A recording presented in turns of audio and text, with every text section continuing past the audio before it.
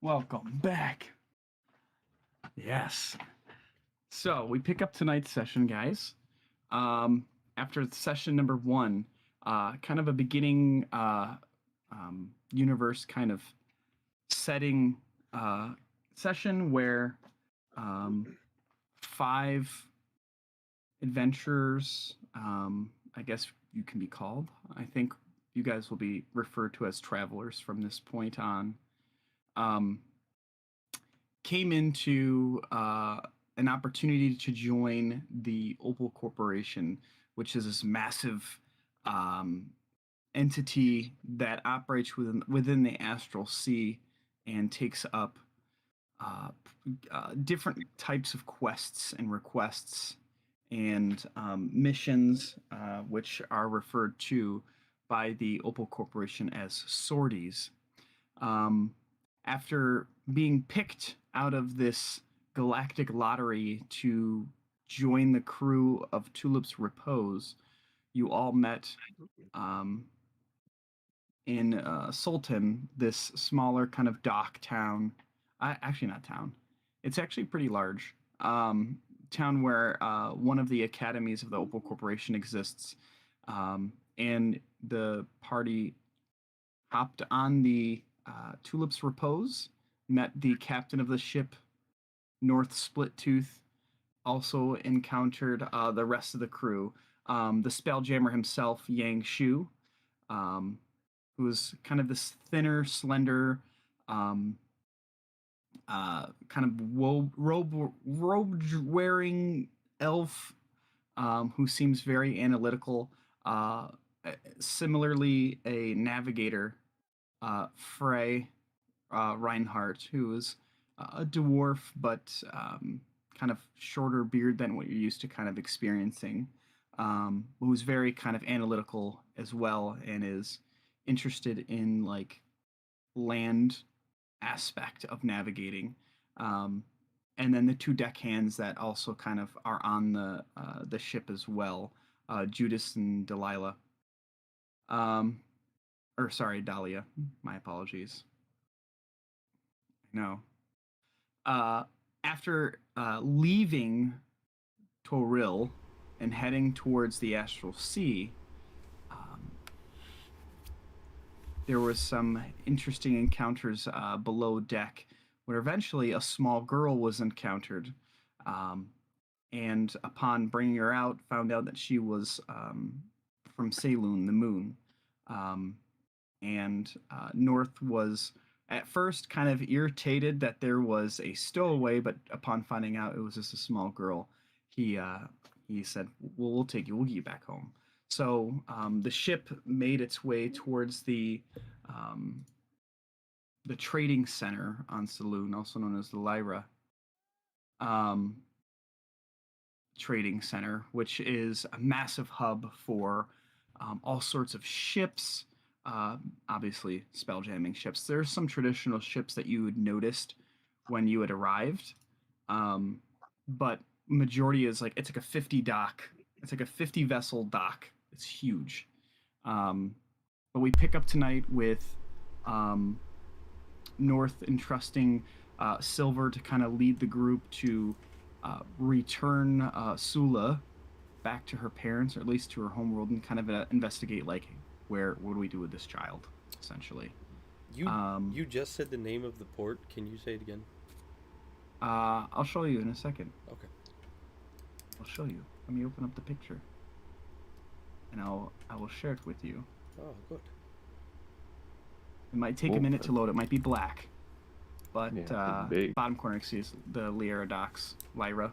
I prefer Lyra. The Lyra docks. But you guys are kind of just getting right off the ship, and you see there's horses, carts, there's crates, there's other vessels kind of docked all the way down like this main stretch. It's just dozens and dozens of ships you can see docked in different shapes, different types, and different makes. It's a very, very diverse crowd that you see, but sorry, there's I'm gonna keep you locked for right now. You're good. But right now it's you guys are kind of heading out the dock. So, what would you guys like to do? I think we're just going. I think that when we took the last, we were looking for guards. The last thing we were doing. So that's what I think. I'm just leading the party down the docks. Okay, I unlocked your guys' tokens. You notice first thing. These guys aren't hostile. They just don't have a faction. There are three. There's like an area near the docks where there's it looks like almost like a guard outpost, but not really. It's got some sandbags, some weapons. There's a little bonfire, and there's a guard kind of sleeping up against some sandbags and two other guards standing around a fire. There's also an area off to the side near that where you can see is like a holding area for goods coming in and out, as well as other horses and carts that are kind of loading up product, unloading it, and something of that nature. You also see there's one rather large building that's across from where the holding area is. And then there's two smaller buildings that's kind of closer. But this whole area is kind of speckled with these kind of strange dome-like buildings that are kind of strange architecture than what you're used to. But you do, Silver, you do see some guards behind some... they seem to just hanging out, kind of keeping watch. It's a little bit later, but it's not nighttime, per se. So the last thing that we heard, though, was take this girl to the guards, right? That's what the captain said? Yeah, like, hey, please get some help for this girl so we can head on our way. Yep. Okay. All right. Yeah. Yes. Yeah. All right. Yes. Let's get him to the guards. Follow me. All right. So Sula's coming up with you. You just gonna head right over to where the guards are? Oh yeah. Okay. So you kind of approach around from the side, and the guards don't really pay any mind. There's different folks around, but the one kind of turns to you, and they have this lighter purple kind of attire that is like stylized on their armor. Let me show you. Send that picture. They have like this kind of nice light silver kind of metal steel plate with this very faint light purple, almost like lavender, but a little bit lighter still, garb that kind of differentiates them as like this is kind of like what the style is for them. Pretty cool. In the one guard kind of doesn't treat you any hostile, and he goes, "May I help you?" Yes, we found this stowaway on our vessel, and she lives here, so we're just trying to get her back home. Do you know where she lives? Yeah, yes, she lives here. Oh, she doesn't live right here. That's for sure. Show them where you live, okay? Sula kind of like comes up behind you and is like kind of shy a bit. She kind of peeks her head around. She's like, I don't know the name of the town I live in. This place looks familiar, but I don't come here that often.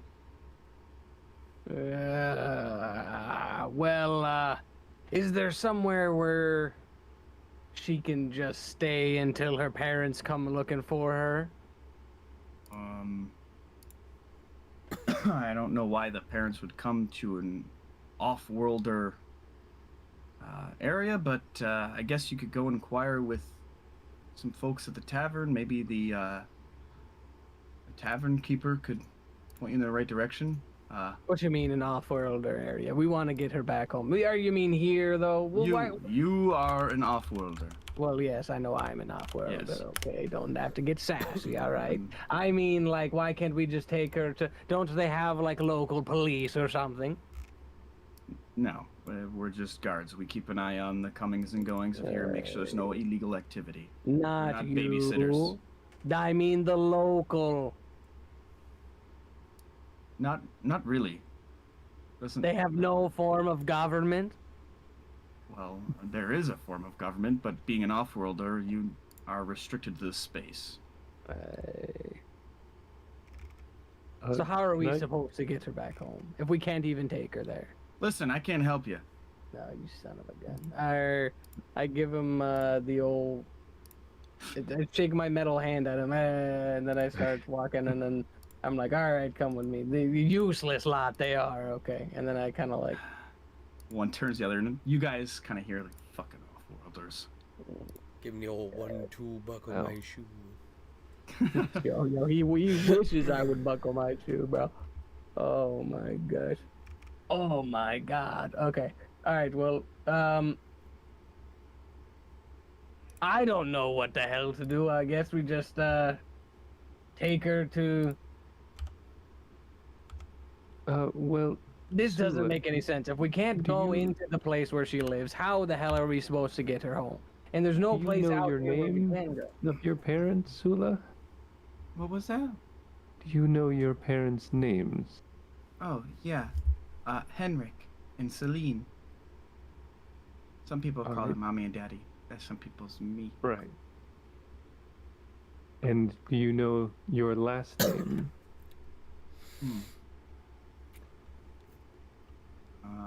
La? Sula? I don't know what you mean. Ah, okay. I'll go up to whichever one of the guards seems least annoyed with our group. There's one that was like kind of like chilling up against the sandbags that wasn't participating in like the original conversation. That's just hanging out. Oh yeah, I'll go up to him and I understand we're being a bit of a bother here, but would you happen to know a Henrik and Celine? Yeah, there's our Henrik that works in the guard, but his wife's name's Celine, but he's off duty right now.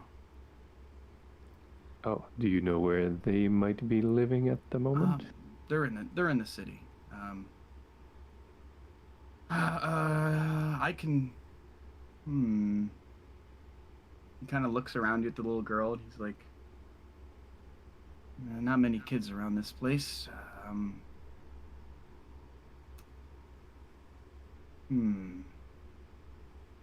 My shift's almost up. I can go. It'll be like 30 minutes. I can go stop by his place and let him know. He's been worried sick. He just got back from Toril a few weeks back." Well, I'm sure he'll be quite glad to know that his daughter is all right. Okay. Do you,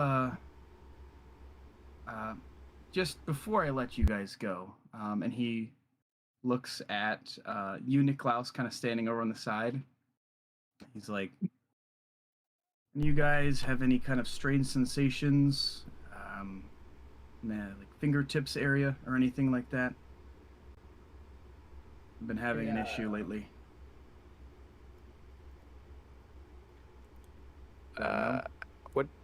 What kind of sensations? Loss of feeling. You mean like this? I can't feel my fingers, and I lift up my metal hand. He just like kind of gives like a half chuckle. He's like, "Yeah, I don't think you have anything to worry about. How about you, purple guy?" Z is kind of just like, excuse me. He is very like, yeah. He's Caught in very the like, smoke. he's very wide-eyed and just taken back by everything he's seeing. Yeah. And not in a rude way, but just does not like, does not pay any mind to to what was just asked of him, because he's just overwhelmed with like being on a completely different planet. All right. He's like, "All right, well, if you guys go wait in the tavern, I'm sure the tavern keeper can get you a drink. Reuven's a good guy. I'll go let Henrik know she is here. Which one's the tavern? And it's over there. He points over to the left, and it's the tavern has like this kind of sign hanging and kind of swinging a little bit as there's a slight breeze that rolls through. And the strange thing about the air here is it has like a little bit of like it's a different scent, like whether it's the trees, the foliage, it's a different kind of, the air here is different. It's a bit lighter, and as the wind kind of blows, you kind of look over and you can see there's a couple benches out front, and there's like a rather large double domed kind of building. These points over there. It shouldn't be more than 30 minutes. My shift's up very shortly. Well, that sounds great. And I'll kind of turn this over and like, well, looks like there's at least a start there. You just need to know the right questions to ask. I said the same damn thing you did. I don't know why he didn't answer me, the prick. Let's go. And I grabbed the girl probably a little harder than I should have, but it was just because I was frustrated that I said the same thing he did and got a completely different answer.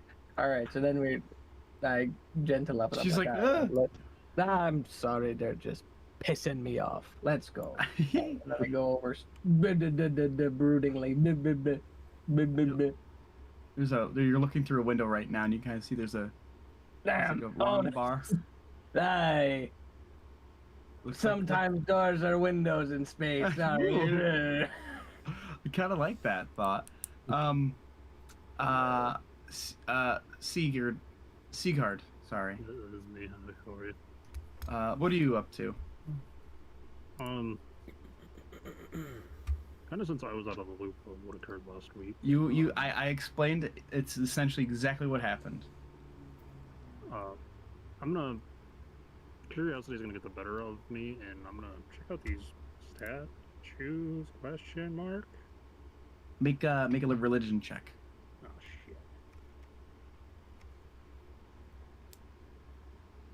Oh, hey, nice.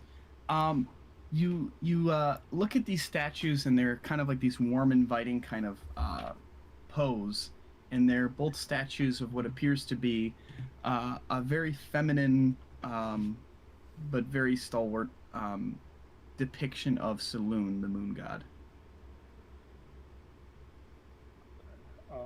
which is the moon you're on right now.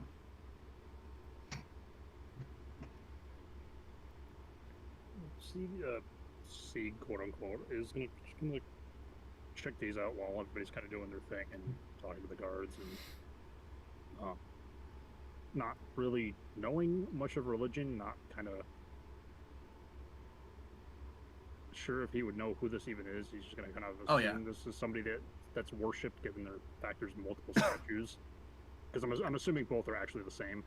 Yeah. So he's just kind of like, that's pretty cool. And seeing everybody else head towards the tavern, he's going to kind of shuffle his gear around a little bit and readjust it and start following them. I'm assuming you left me in my disguise? I didn't say anything. That was up for you to kind of decide what you're doing. Yeah, I said this is kind of what he looks like, but I have no idea if he's like shapeshifted or what the fuck you're doing. So like I said, before I ended up getting disconnected last week, Sieg is not portraying himself currently. He is more of an older appearance human, maybe like late 40s, kind of short, slicked back hair. It's black with a little like salt and pepper color in there, and very like not unkempt but not well maintained, like beard and stuff, leather armor, and he does have a scabbard on his hip with a sword in it. Very easily to tell that it is not a normal like long sword. Otherwise, he's very, I guess we'll say, generic looking for the time being. But he's just gonna kind of catch up with the rest of the party as they're heading in. Now, does the party know that you're you take on different personas, or have you been like this since you punched your ticket? This is what I would look like to punch the ticket, because I grew up in that very much like underground, quote unquote, background in Neverwinter. So, not wanting to risk the opportunity of missing this job, I guess we're gonna call it. He very much made an alias for himself. Okay. If I like see him looking at the statues of Saloon, I might just be like, "Oh, do you have interest in the Moon Maiden?" Caesar kind of turned to look at the person sitting next to him. No, not really, friend. More of a, not really sure who this was. Kind of just a little taken aback of the size of it. Very fine craftsmanship, though, won't you say? Oh, I don't know much about statues, but the personification, I suppose, is very nice looking. You much of a religious man yourself? You could say that my order is, well, at least partially attached to Saloon.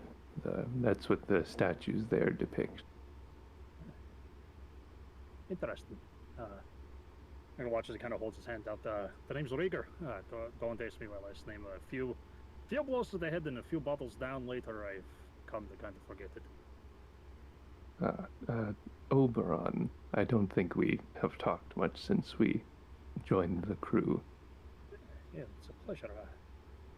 You don't mind me asking, you're definitely a bit uniquer than the rest of the party we have here. Are you a changeling by any sort of stretch? How would you know that? How would you know that? Me and Magnus discussed some stuff. Okay. Unless change I'm just, bro. Yo, if somebody's brain got legs, I swear to God. Yeah, I know. I swear to God, if something happens again. Or check us out. Actually, I'm a brain slug thing. But I believe for like character reasons, and I told Russell I wouldn't really know the term changeling, or at least, but so I might just be like, I'm not quite sure what that is, but. Your appearance looks like I don't want to say fun. That seems a little rude. Oh, and I'll kind of like change like the color of my hair and like make my face a bit different. Oh, do you mean my physical appearance? I do have a natural knack for shifting myself. Rather unique talent you got there, friend. And he'll watch as he kind of just like leans over a little bit to see if the rest of the party's paying attention to him, and if they're not, he's gonna kind of lean back over and kind of like half of his face go to his normal like racial appearance, and kind of snap back. It seems the two of us are a little bit more alike than we might have first thought. Well, isn't that quite interesting? I do appreciate the information on the rather tall lady here. Seems to be you're the one to come to if we have any religious aspects we need to talk about. Oh, yes. The little girl comes up behind you, Sieg, like pulls on your arm, says, that's not Saloon, that's Lyra. Things are kind of jump, not expecting her to be there. How'd you do that? I don't know. I'm widow. But you're wrong. That's Lyra. So he's going to slowly turn to look at Oberon. I don't know what she's talking about. I'm not very good with the gods. The gods have many forms, but it's possible. Well, that's the name of this whole place. It's Lyra. The whole planet. named Lyra.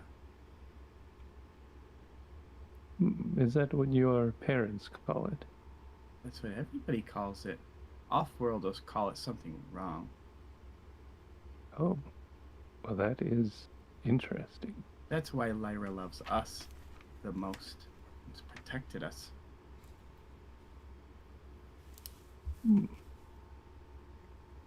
Well, that is good to know. I suppose while we're here, we should refer to it by that name.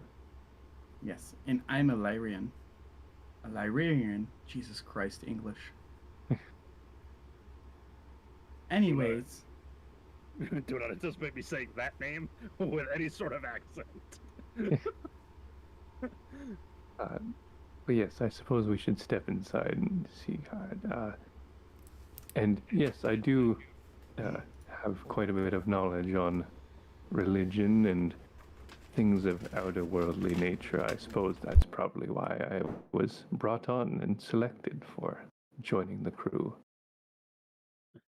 I guess that makes a little bit of sense. Though I can't quite figure out why they chose me. But they got me off the world. That's all I care about. I'll kind of give you a pat on the back. You're like, well, I'm sure that'll be something that will be figured out with time. Niklaus, make a perception check as you guys are starting to make your way towards the tavern. Okay. As you guys are kind of making your way inside, kind of following Sula and Silver, you kind of notice there's a couple benches outside, and there's like this homeless guy who's just kind of like head down, kind of like hands in his lap, just kind of like in shabby clothes, just kind of asleep in the chair. There's a few people who are out and about, kind of wandering around. But Silver, as you kind of approach the inn, you look up and you can see there's a sign above it that says Fate's Rattle. Yay. Fate's rat. And you guys open inside, and it's a pretty gorgeous tavern. Like, it's got very similar stylings as some other taverns you guys have been used to, but it's a little bit different because the walls are round and curved, and it's like in this dome shape, but the interior's got a lot of wood and other things. She's gonna run in there. Um, just, there's a large kind of burning fire at a fireplace that kind of fills the space with warmth and this kind of this freshly burning wood. But it's an interesting space to be in. But it's kind of like using a curved monitor, and then you kind of realize, oh, your eyes adjust to it very quickly. But you can see there's a few patrons in here that are somebody's like at a table reading a book. There's a couple people playing cards, and there's like a proper like bar, and there's like a wooden spiral staircase that goes up to a secondary floor. But you guys do see there's somebody that's like working at the bar itself, who's this kind of like middle-aged. I mean, it's kind of hard to call an elf middle-aged, but you can tell the age is starting to show on this elf. Much like the inhabitants of this planet, the person behind the bar has this kind of lighter, very light skin, similar to Sula. And he's just kind of back there, kind of hanging out and just keeping an eye on people and kind of looking around to make sure folks' drinks stay full. Kind of eyeballs you all kind of enter in. Just kind of gives a nod.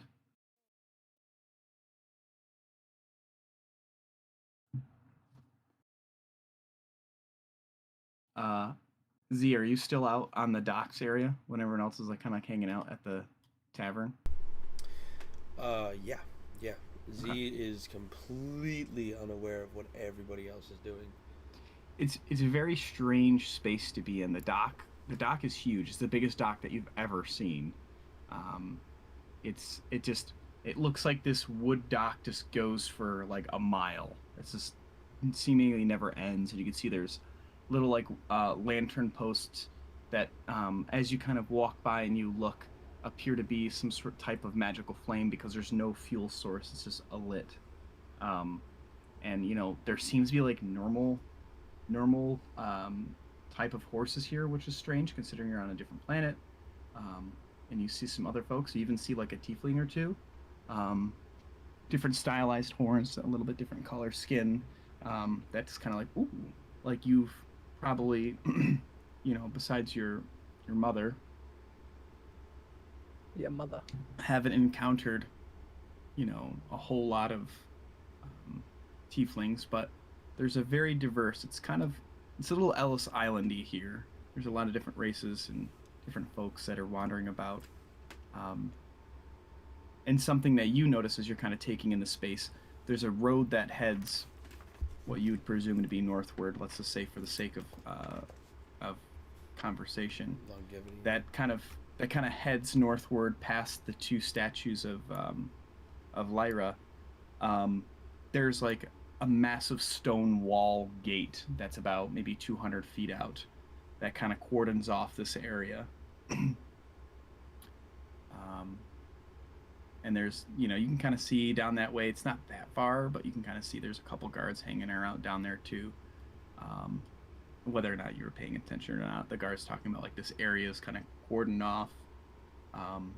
It's very much like I would kind of equate this area and this space similar to like an airport terminal, right? Like if you were to like be connecting flights, you would stay within this area to either go into the city here because it's where you're supposed to be, and you have the credentials to go there, or B, hop on another plane and get out. So it kind of has this.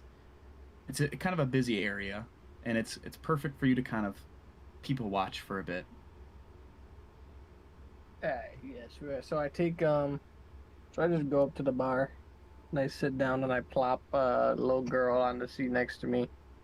And I say, "Yeah, just give me whatever you have, and then something for her too." And I just put down some money. I don't know however much money is money. Well, I think you have. I got money. Yeah, I mean, like, you would know, being a traveler of places, that gold is almost universally used um, as currency, and it's just based on coins. Like coinage has been every world you go to, seems to be a precious metal. Um, you know that uh, certain asteroids and that are um, high in gold content are closely monitored by the Opal Corporation to ensure that um, they're handled appropriately. But yeah, gold is essentially like a universal currency. Um, Similar, there might be a little bit bigger gold coins in certain worlds that you've been to, or different places you've been to, but in general, like the gold that existed on Faerun and Toril is very usable here. Um, and also like all other denominations as well, right? Um, uh, the barkeeper says, "What's your name?" Yeah, silver. Ah, good to meet you, Silver. I'm Reuven. I own this place. Haven't seen you by here before, but then again, I get a bunch of faces that come through. Um, you want like milk or water or juice or something for the kid? Yes, She's probably not a yes. drinker, right? No, no, no. So look kind of Yeah, like, that will be fine. Some milk will do. Yes. so it's like, yay. So he kind of says, "It'll be 2 silver." All right. I give him 2 silver. Like picks it up and like bites it. He goes, "All right," and puts it in his pocket. Comes over, brings you some drinks. He kind of hangs out, kind of puts his hands on the table, and kind of like, not like in a threatening way, just kind of like in like a relaxed way. So what brings you and the guys through here? You got a kid with you? What's going on? Yeah, she's a stowaway. We're just trying to get her back to her parents. Stowaways. Yeah, heard that story before. I'm gonna go check on some other patrons and kind of walks around, kind of comes over to you, Niklaus, and Oberon, and is like, Sieg, did you come inside too? Yeah, I'd kind of tiptoed my way in there. He's just kind of coming over. Like, there's not a ton of people in here. There's a decent amount of space. He's like, you guys need anything to drink? Need a bite to eat?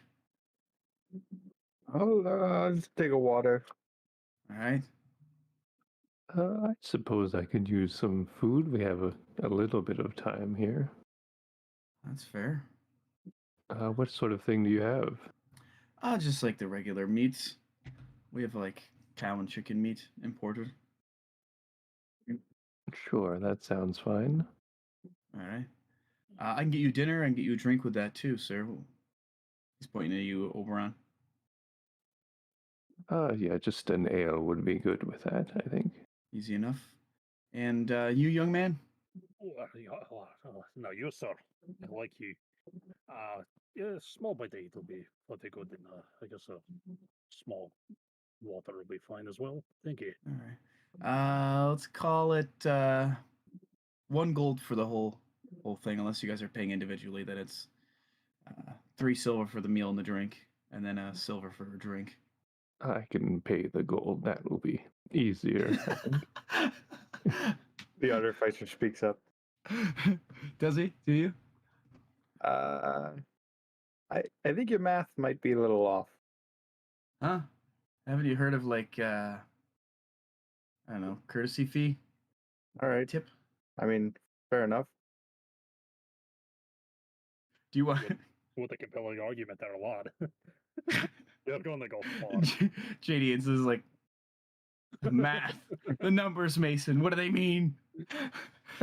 So he takes his gold, and you guys kind of find a table that has you can scoot a chair over it, and you guys spend some time to eat, and When he comes back to the table, I want to talk to him. kind of sets down your water and stuff. He's like, "Here you go, sir. What was your name, bud?" Nick or Nick? Niklaus. Nick or What do you Niklaus? know? Whatever. It doesn't. I just ordered a water. I'm not that special. This is good do you- water. This comes from the mountains. What do you know about the tingly fingers? And that's not Ah. a euphemism. That's like I'm actually genuinely asking a question. No, I know what you mean. There's been an outbreak in the city recently with what's been dubbed the Numbing Plague. It's has bad things happen. People are taken away by the guard before it gets too bad. You lose It's like sensation deadly? in your. Oh, it's. I've only heard rumors, but it's bad. Anyone who's taken away to get treated for the numbing plague never returns. And it starts by a numbness or a tingling in fingertips, loss of feeling. I have no idea where it originates from, but it's not good. But Do you know how it's? So you don't know how it's transmitted either?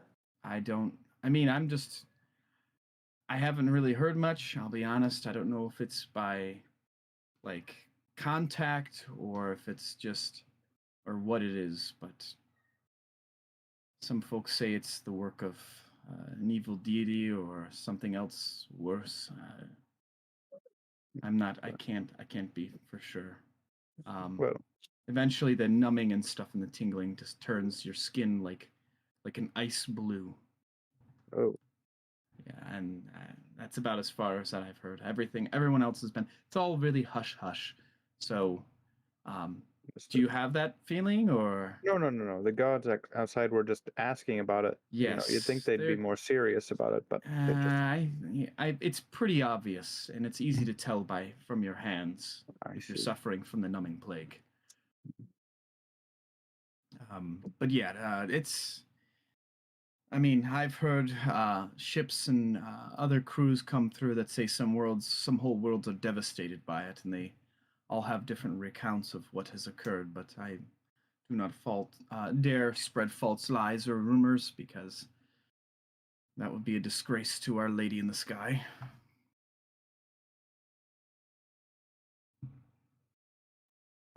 Is This is my first trip here. It is Welcome. thank you. This city, is it the only city on the moon or on Oh, whatever the we call this, moon. Lyra? Yes. Yes. I wrote it down. No, It's there's plenty Oh. cities. okay. It This and is this is the city of Trustfall. This is the Lyra trading trading center. and if we hypothetically wanted to become Lyrians, or however you say it, is there a way for that, or are we always dubbed off-worlders? Well, you're an off-worlder. You could, unless you had business or a special writ of something. Do you belong to a specific company, or are you guys contractors? Where do you originate from? Not many folks come here. Either they come here to trade for a company, or they leave. They stop here as a place to stop in. We all Usually just part of a company. we all just hopped on a ship from the Opal Corporation. Ah, Opal Core. All right, Yeah. interesting. Kind of far out for you guys to be here, but I mean, I've seen other folks who are members of the Opal Corp come through here who have had business within the city, and they have special writs from the corp themselves. But um, this is a closed off space, and it's for a reason, you know. The numbing plague came here from a ship, and it snuck its way in through a guard, and it's just not good. We've been dealing with it for the last few months. What did you say this city's name was called? I missed it. Oh, yes. Trustfall. Trust Fall. Not to be confused with the critically failed game Redfall. Oh. Okay. Yes. I will not mix We are those not up. that buggy here. Yeah, we may be suffering from the numbing plague, but at least the vampires are chill. Understood. All right, well, thank you for the water and the food. Yes, no problem. Yes. Holler at me if you need anything else. Kind of heads back to the bar. Some time passes, like 5-10 minutes. You guys are working on eating your meals and drinking your drinks, and Reuven comes over to you, Silver, says, "Want a refill?" Give me another one. Give me another. Sula holds her cup out. Me too, please. None left for. Oh no, yeah, yes, I Milk. guess one more. Milk, she's like a little white milk mustache. Please. Yeah. So he comes, brings drinks. He's like, 2 silver. So when I'll give him 2 silver. When it comes back for the girl, I will hold on, I gotta do my money here. I'm going to Whips out Ovaltine shake. No, well, I'm gonna put my arm over, and my hand's gonna disappear in, and there's gonna be a lot of whirring and whizzing, and like a little vial with the thing pops up, and like some nutmeg into like a little nutmeg shaker. I shake that on top, and then it switches to another hot, kind of like hot, like it was just out of the iron, like a coil, like a coiled metal, and I stick that in there, and it buzzes around, and mixes it, and it froths a little bit, so now it's warm, frothy nutmeg milk. Oh man, she's like, whoa, what is this? Yeah, just drink your dad milk. Okay. She like sips it, and she's like, that's interesting. She's kind of just drinking it, and she's just kind of like doing that thing where she's just kind of like, the stool is too high up, her feet don't hit the ground, so she's kind of like swinging her feet back and forth, and she's just, I think the perception you get is she's happy she doesn't get in too much trouble by like hiding on your guys' ship. Some time does pass as you guys are enjoying your drinks and enjoying your food, and you hear a bit of commotion. Sieg, outside of the building, there's like some hurried footsteps, and there's a woman screams, and like there's just a lot of commotion. You hear a horse neighing, and it's just a bit crazy right now outside the open doors. Hearing this, he's gonna kind of and like one fluid motion to plant his foot, and as he stands, he's gonna kind of like spin out of his chair, just kind of like out the door. Oberon, you hear this? Niklaus, you hear this? You hear at the bar, Silver, a bit of like rummaging because you hear the chairs kind of move in quick pace. Z, can you roll a perception check for me?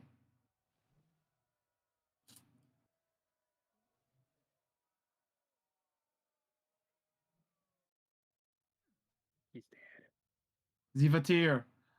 Oh no. We Daddy. have lost him. It's important to the story. Yeah, I don't know what you're doing. God damn it. Pat needs to roll a perception check so we can hear you. He probably like, and he's like, oh, there's having like a little dinner break. Yeah. Inside, I'm just gonna run to the bathroom real quick, take a quick No, leak. actually, I know exactly what it is. He's probably passed out his desk because he never went to bed when he got home. What a legend. Did oh, I don't know, maybe. Would you like me to roll since I'm the next one out? Well, you run out of the building and you don't even need to roll because it's happening right in front of you. You run out of the building and you see this homeless man that was once sitting at the bench. His skin is like, he stands up, he's like upright and swinging his arms, flailing about, and you can see his skin is like this like very tainted like light blue color. You can make a perception check. But he's kind of like throwing his arms around. He's like, people are now running away from the space. You notice there's something off about his hands. There's something something's not adding up. Who's the next one out of the building behind Sieg? What's the reaction from like the other? Is it just the bartender that's in the bar like with us? The bartender now is like, well, there's a couple folks that are inside that are like, I think they're more interested in just staying put. They're like kind of doing that like side look to try to look out the front door. Yeah, I might like kind of raise an eyebrow and like go over to the window to see. Okay. I think this is the window here, right? Yeah. I can't actually see through on the map. know. But hold on, I can actually probably fix that. I was trying to set up that window. One, I guess, but I know, I don't understand why that window worked and that one didn't. It's strange. Hold on. This thing. Oh shit, what the fuck? Whoa. You can't see through that window? It's so weird. no. What if I delete this? Now can you see through that it? worked. Oh, Yeah. okay, cool. I don't know. There's probably a wall in the way, I guess. Yeah, there's a wall going through the window space. Oh. It's normal, it's fine. Yeah, it's a bad design for a window. I know, right? They put the window in but forgot to take out the wall. Yeah, they're like, this seems good enough. Yeah, it works. It's just like it's like a windowsill with some plywood in it. Yeah. Yeah. Wall right ooh. You can roll a percent. I'll give you a perception check. Very good. Please be better than mine.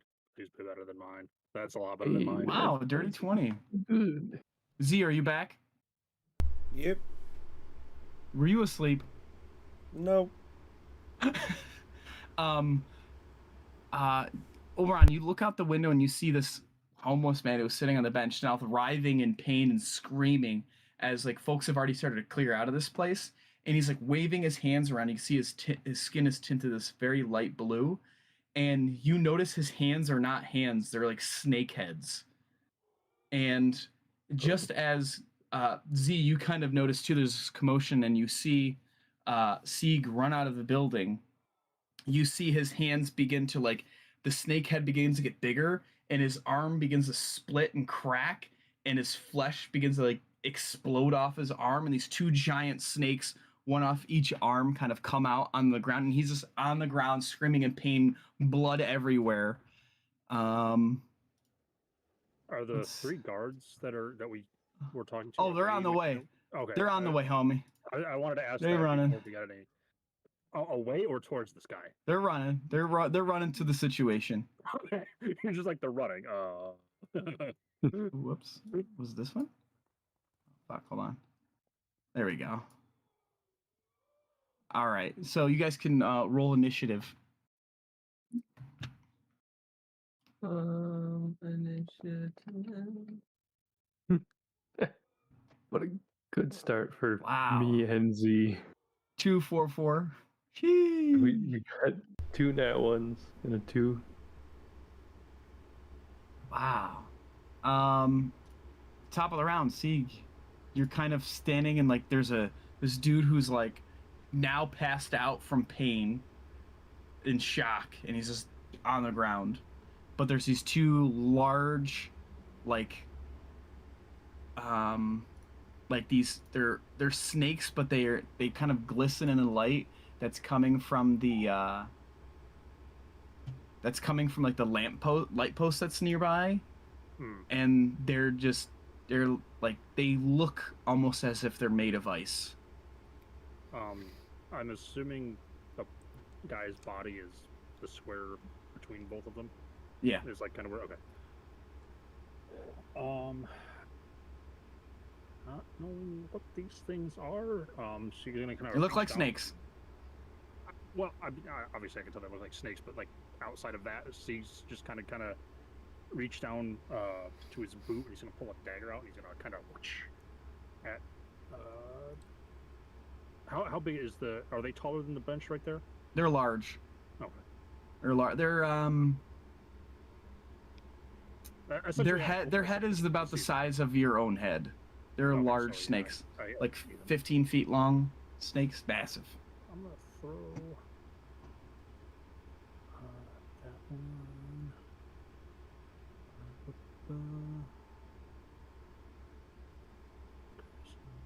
Hey, First okay. dagger, you whip it, smashes into the dirt kind of by the side and kind of. Silver, you hear this commotion happening outside. Sula begins to he's like, is everything okay?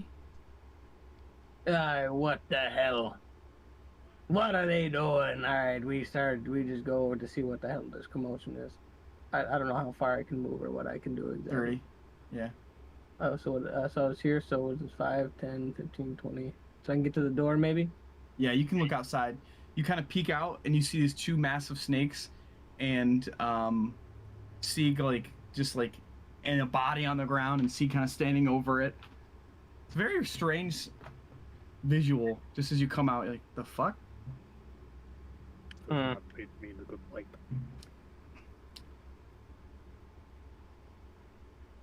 Alright, and then I'm passing. Okay. The first snake that you threw at is going to take that as an attack against his ancestors, and he's going to move up on you. Oh no. He's going to target you, and he's going to try to bite at you. He's like... and tries to bite. Rolls a 16 to hit. That'll hit. 6 points of damage. Sheesh! And it's just like standing in front of you, got like this puncture wound into your arm that's, see the blood is starting to kind of drip. Can you make a Constitution saving throw for me? God damn it. I'm gonna die. You... No, I got Horpagana syphilis now. No. Your head begins to get a bit cloudy and like you kind of, things start to kind of like shift around and there's blurriness and you're kind of looking around and you see Silver in the doorway, you see the 2 snakes and the body in the ground. You're confused right now, so on your next turn you have to use your action to make a weapon attack at a random creature that you can see within 30 feet of you. And then, yeah, there's going to be somebody within reach. The other Cobra is going to 5, 10, 15, 20. Oh, he's going to come right up to you, Z. He's going to slither on his way towards you, and he's going to try to bite out at you as well. You're You go and try. You roll a 2. That'll Roll a miss. 7, a total for 7. He kind of bites out, and you're like, ugh! Kind of dodge out of the way, and it's like, Sula's going to stay put. She is not interested in any of that nonsense. But Z, it is your turn. Sure. As this large, like 15-foot long, thick cobra ice type snake is just staring at you, and there's a bit of like, almost like this, this mist or this vapor coming off of it just from it being so cold, and you kind of feel the coldness from the space you're in.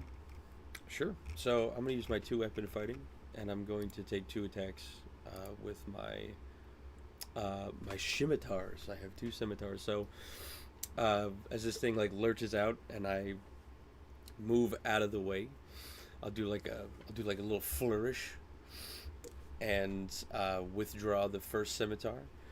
And anyone in earshot is just going to hear Z go, "Oh, good, now the fun begins." And 2 attacks coming in hot. First one, 18. Well, that hits. For sure hits. Nice, 7 points of damage. Sheesh. And Kind of slice at it. It's like, and the blood is kind of like this dark blue blood that begins to seep from its scales. and second attack. A 12 misses.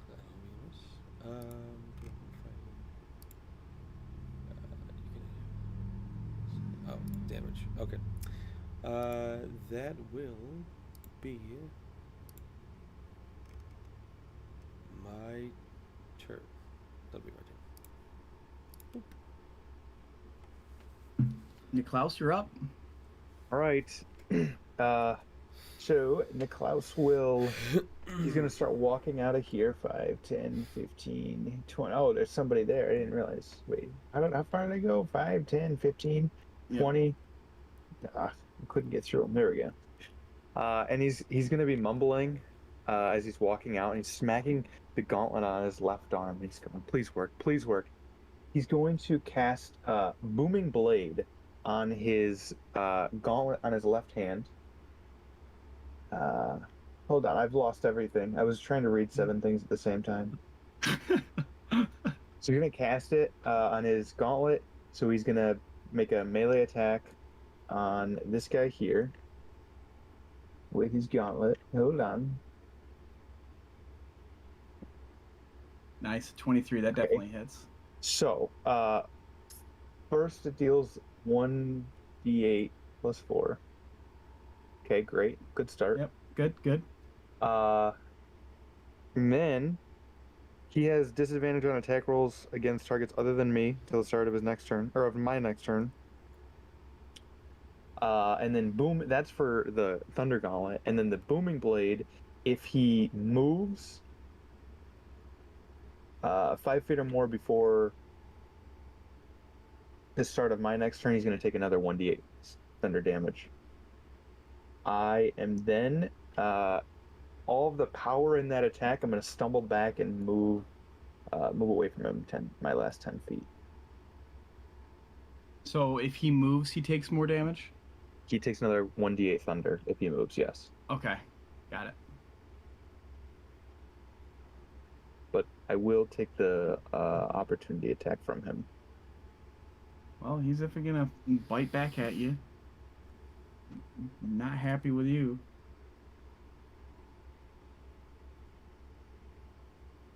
Can you... Oh, I'm hitting the wrong button. That's okay. He can attack somebody else. I know, I was like, the fuck, man? Holding shift. He's gonna bite out at you. Mhm. An 18 to hit. Yeah, I can't do nothing about that. Deals 8 points of damage. Oh, okay. Bonus action, I'll use my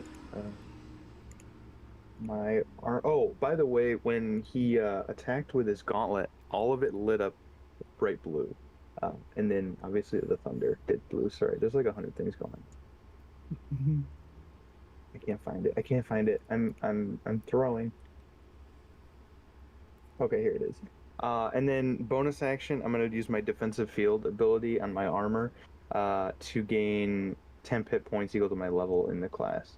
So I'll gain 10 hit points. Oh, okay. Okay. Make a Constitution saving throw. Oh no. Oh, excuse me. Oh no. Am I gonna get the ick? Natural Oh 20. wow, Let's go. natural Oh. 20. Oh, That'll you do don't it. get the sticky icky today. Nope. And Kind of. That's your turn. Yeah. Jeez. Won't let me. There we go. All right. The first guard's going to run up.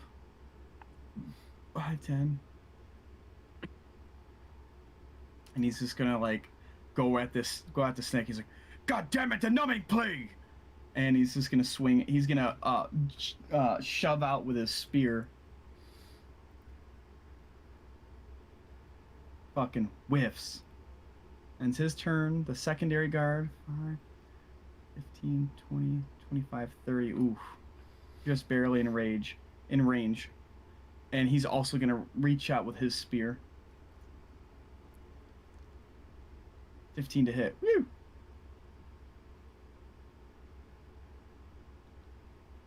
Bruh. 3 points of damage. The third guard is going to try to get 5, 10, 15, 30. He's going to run over there. He's going to attempt to yeet his spear. We'll see. Fucking misses. He just boom, clatters off to the side. He's like, shit. That'll end his turn.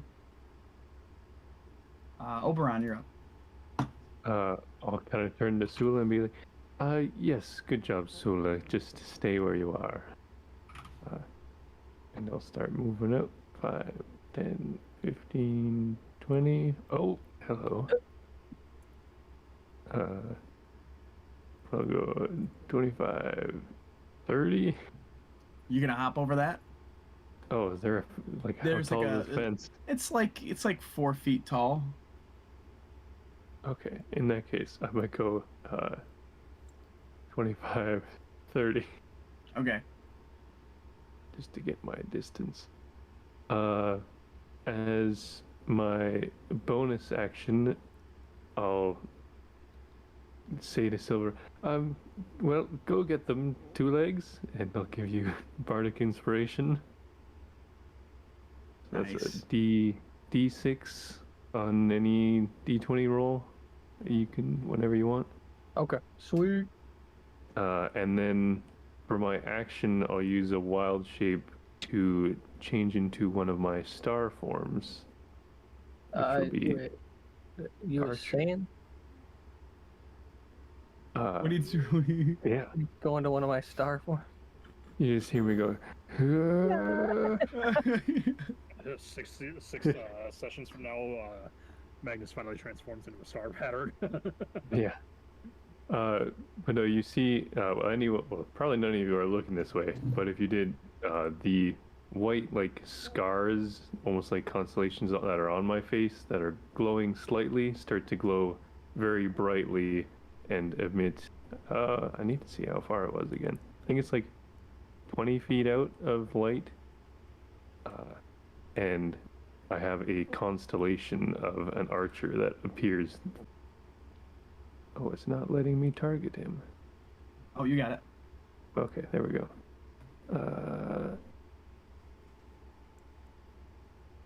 Oh, it needs to be ranged as well. Oh, Jesus. I think that will miss. Fuck, it does. And yeah, that is my turn.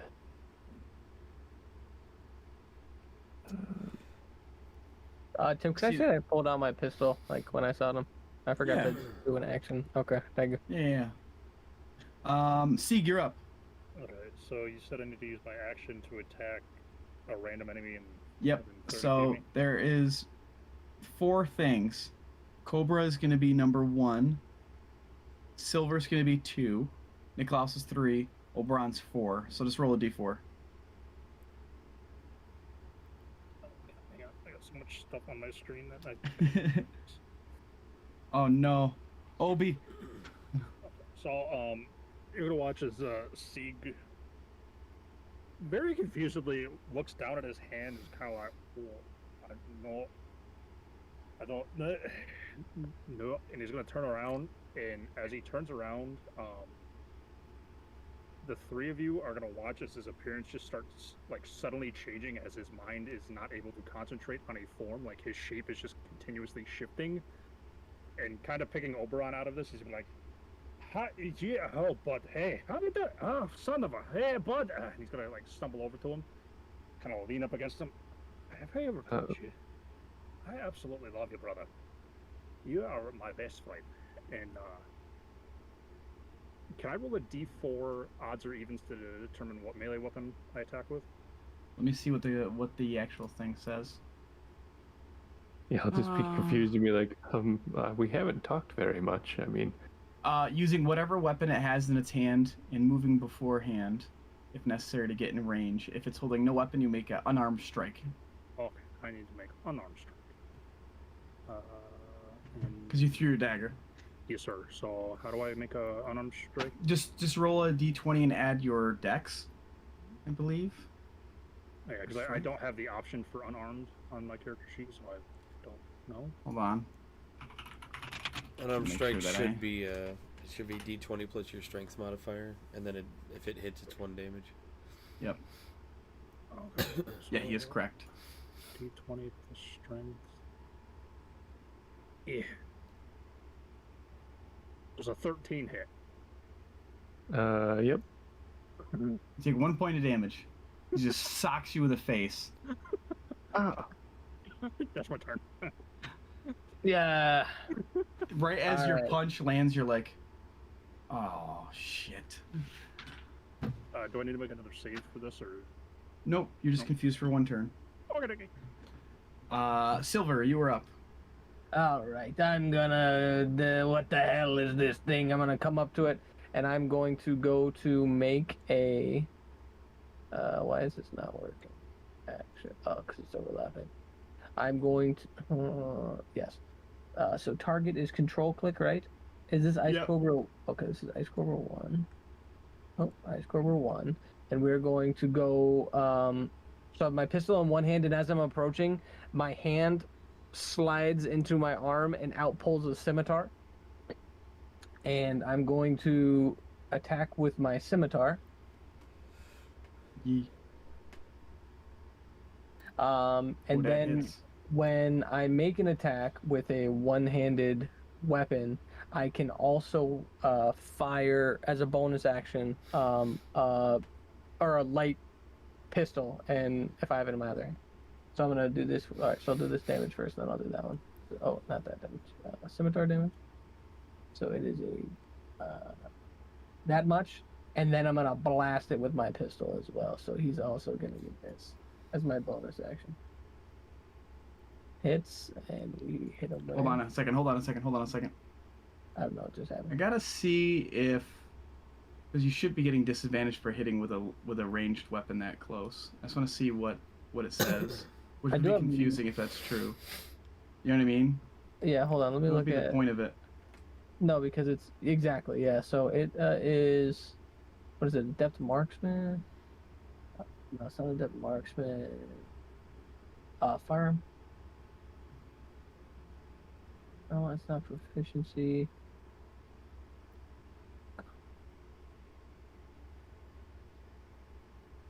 Is it 2-weapon fighting? No, it's firearm specialist. So when he Oh, uses an attack action, an attack with a one-handed weapon, he can use a bonus action attack with the loaded firearm. I mean, I would. I wonder if it's different if you have. Let me look this up really quick. Okay.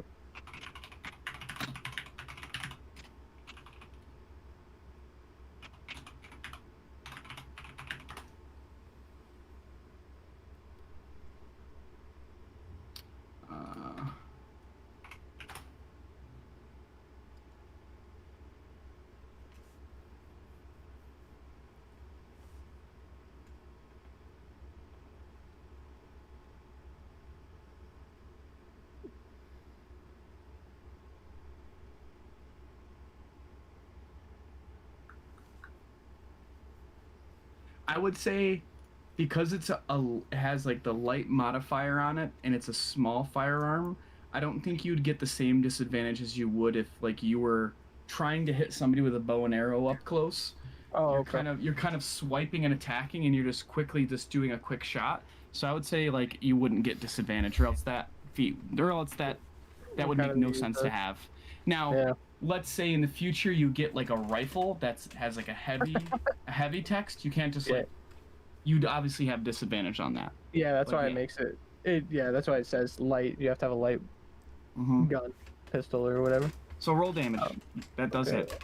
Rolling. Oh shoot! Rolling damage. Holy shit! Phew. 13 points. Yeah, that's max. Just That's max. I freaking- rolled a 10 on a D10. So I Starts slice like- it with my one arm and then just shoot it straight in the face. Boom! Good lord. Head exploding. Damn. All right. Oh, sorry. Oh, excuse me. You're good. And that's all. I'm doing. This Cobra not happy with you, brother. He gonna attack you back. Disadvantage because he's not attacking me. Oh.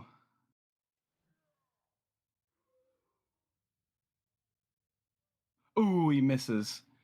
Like part of its face and eyes been blasted out, and you can see this blue blood kind of like dripping down, and it's like kind of going off instinct almost, and it kind of lashes out at you to try to bite you, Silver, and totally like misses. It's like barely hanging on.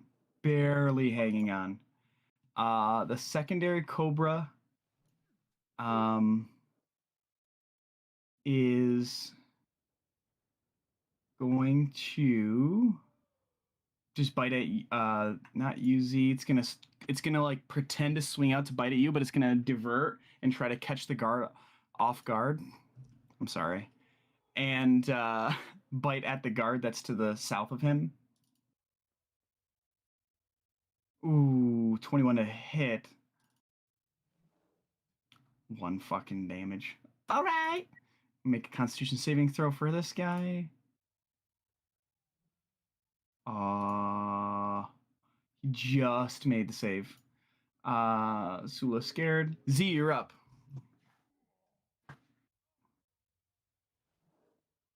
Is that stick figure a dead guy? Yeah, this is the guy's body because Russell's asking where it was. I was like, he right here. Okay.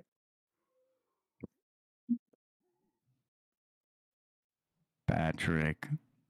Wake Whoops. him up. No, my mic was muted. It's okay. Oh, I'm sorry, brother. I am going to. I think I'm just gonna play it safe and do 2 more swings with my scimitar. I'm gonna say to the snake, "Oh, that was tricky," and I'm gonna do like this, like the Link like spinning sword attack, but I love it. but with 2 scimitars. I love it. Yeah.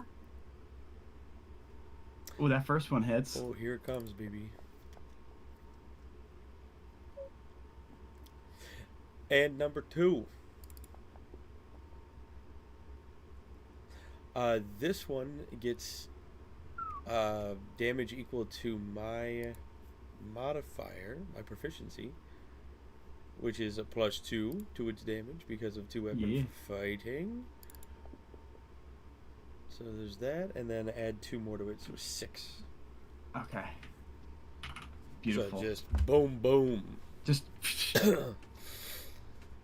And Make I'll it like, sushi. yeah, and then I'll swing my leg out and do like almost like a Prince of Persia like stance, getting ready for another flurry of blows here. Niklaus. All right. Nick's gonna get up right in its face, wait for it to stop moving for a second, and try to give it a big ol' uppercut right in the jaw with his gauntlet. He's gonna miss. And then he's gonna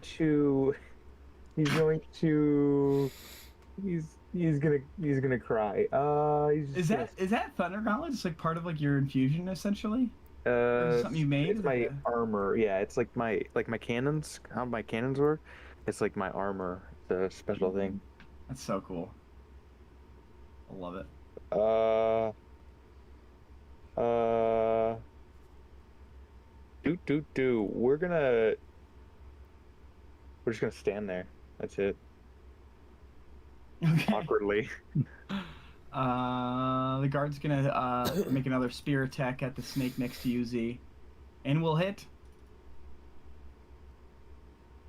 And deals 5 points of damage. Like runs a spear through the head of the snake and into the ground, and it's like kind of like slithering in place, and then it like slows, and then you see Z as the tail of the snake begins to kind of frost up and kind of this ice kind of begins to go up its whole body where it kind of turns into like just a solid like shape snake shaped of like just solid ice. Oh. That'll end that guard's turn. Guard number 2 is just gonna like check in with Yuzi. He's like, are you okay, sir? You hurt?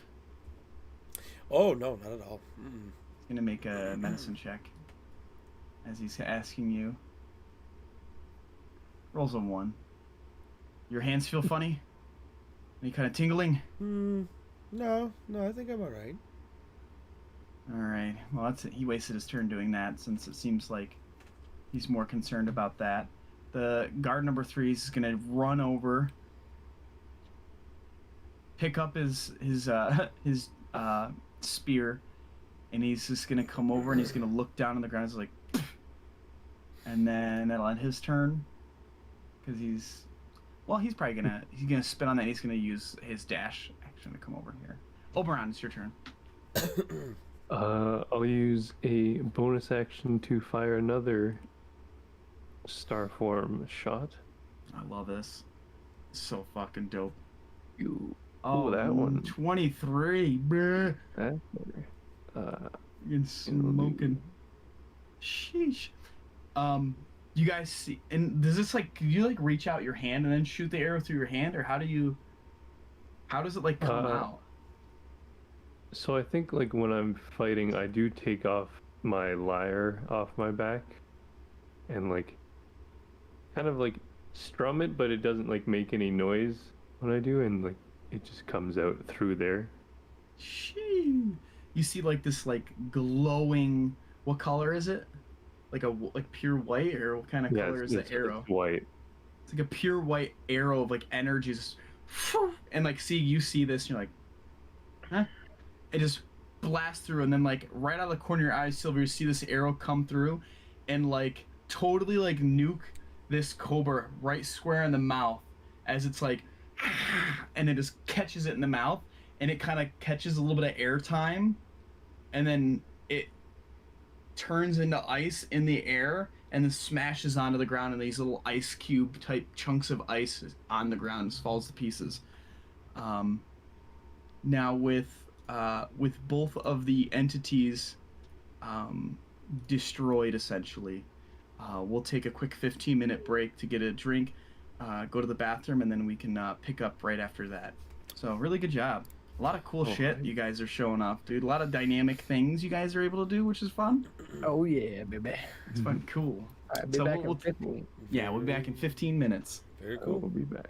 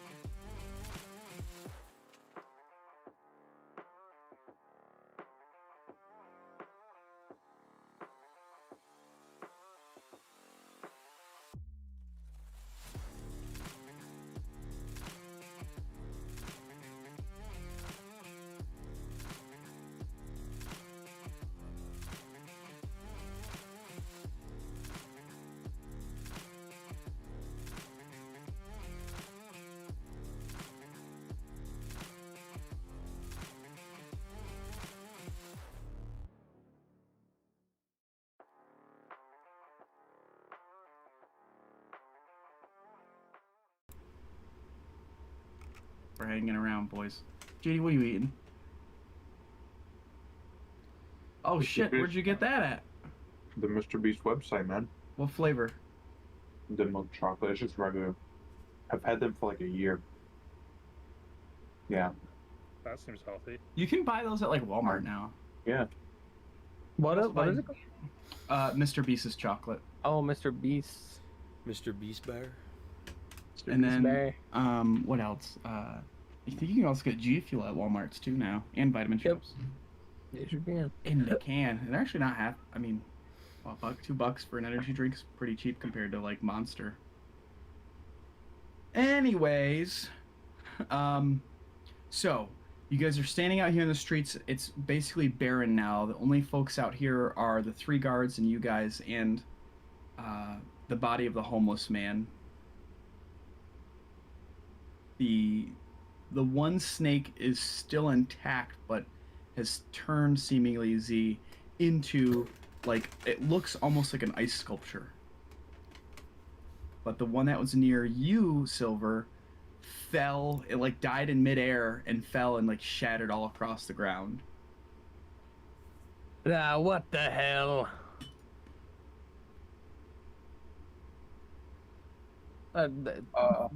I'll check myself, check my fingers and stuff to make sure that Okay. I ain't gonna turn into one of those things or 2 of those things. Make a medicine check. Oh no. Medicine. There it is. Oh good. I'm really not good at this. Hey. Pretty good. Seems like you can feel it. You kind of like put a finger in your mouth and kind of running along your teeth, and you're like, okay. Finger in your Um, Well, you have gauntlets on, so it's kind of tricky, but My finger? No, my right hand's free. yeah, it seems like you have feeling. While the craziness died down, Z, while you're standing next to this body of this thing, kind of look over at the one guard on your right, and he seems to be acting a bit funny. He's just like looking at his hands.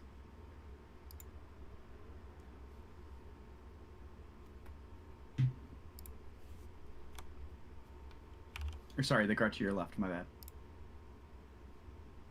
I'm sorry, who are you talking to? Z. You, Z. Me. Yeah, sorry, my bad, buddy. You're standing there over top like the snake ice sculpture corpse, and you notice the guard next to you is like just staring at his hands, and he just seems off. You asked me if my hands were numb. Do you feel okay? Because you don't You, look like- okay. Kind of snaps out. He's like, I'm good. I'm fine.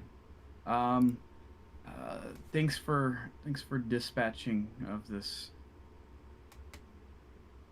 thing. I trust with you being with the Opal Corps, you'll keep this hush hush.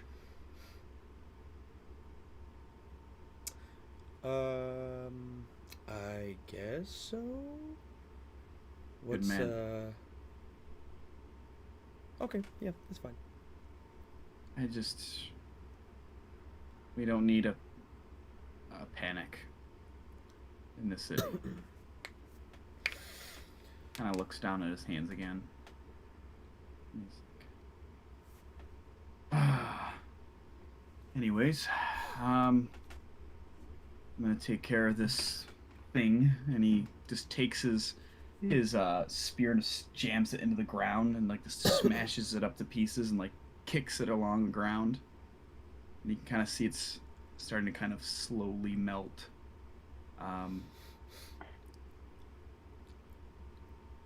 You guys doing anything? He's hanging out. I just check to make sure that nothing else is there, and then I go back in to make sure that nothing, while we were outside, nothing's happening inside, and make sure that the girl's okay. Yeah, you head inside and you kind of take stock. Everyone who was in there seemed to have been just kind of sitting down and like head down as you walk in, and kind of like Sula's at the bar, just kind of her face lights up a little bit seeing that you come back in. She's like, is everything okay? Everything's all right. Okay, good. I go over and I just sit back down at the bar and keep drinking my drink. Okay. and I keep my eye about. It telescopes out, so look around the head. You know what I mean? All that kind To of. that one window you thought was a door. Oh yeah, keep my eye pinned to that window. Good. Sieg. I know Metis isn't here to respond to this, but kind of coming out of this confusion, Sieg's gonna look for this bald fist up there. Over on me, and it's kind of like two and two together. I apologize about that one, there, friend. Whatever deity you worship, I'd prefer not to be small in my sleep. If you could kind of put a good word in for me. I apologize. I'm sorry. Give him like that, like very like praying hand like thing, and like slowly tiptoe away, and you like spin on his heels and run over and grab his dagger. Oh yeah. You go collect your dagger. Are you heading back inside the tavern? Sure. Okay. Head back inside and sit down and finish whatever was left of my food. Yeah. Oberon joins you. Niklaus, Z. You guys make perception checks since you're still outside. Is my wound bleeding at all? Thinking about this? From the snake bite? Yeah, from the bite. No. Okay. No, it's not bad. It was superficial. Gotcha. Patrick, you want to roll perception check? Sure thing. Got you. Oh, okay, good. Niklaus, are you heading back into the tavern? Yeah, once I make sure that I'm good, I'll. So you head back in. You kind of don't notice anything. And then Z, you notice like there's a guard kind of jogging in your direction from the gates that you had kind of noticed that are up north of this space as he's kind of coming closer, and he's like, "My gods, what's happened here?" Kind of approaches up to you next to like the other guards as well. The guard kind of turns and is like, "There's another one. We need to take care of the scene. People are freaking out. We got to take care of that body over there. And we're going to have a routine check for the next week to make sure this isn't spreading." And the guard's like, "Fuck. All right. And the guard that's standing next to you, Zivatir, he goes, "Dude, Henrik, I think your daughter's here." He's like, Henrik's like, What do you mean she's here? What?" He's like, "Yeah, the guys are in the tavern." And he just begins to take off. Are you like hanging outside still, Z? Or are you just chilling? I will follow this time, now that I've like kind of come to my senses and am no longer overwhelmed or flabbergasted by the fantastic view. Oh, you go getting into a little battle. That does help. Yep. That's So- a window. He just climbs through the window. Yeah. You watch as Z just goes through an open window. He's the door. He's like, just crawls through the through the window. I straight up Jack Sparrow dive through the window. I love it. Like dive Okay. dive roll through, tuck and roll, pop up, ta-da!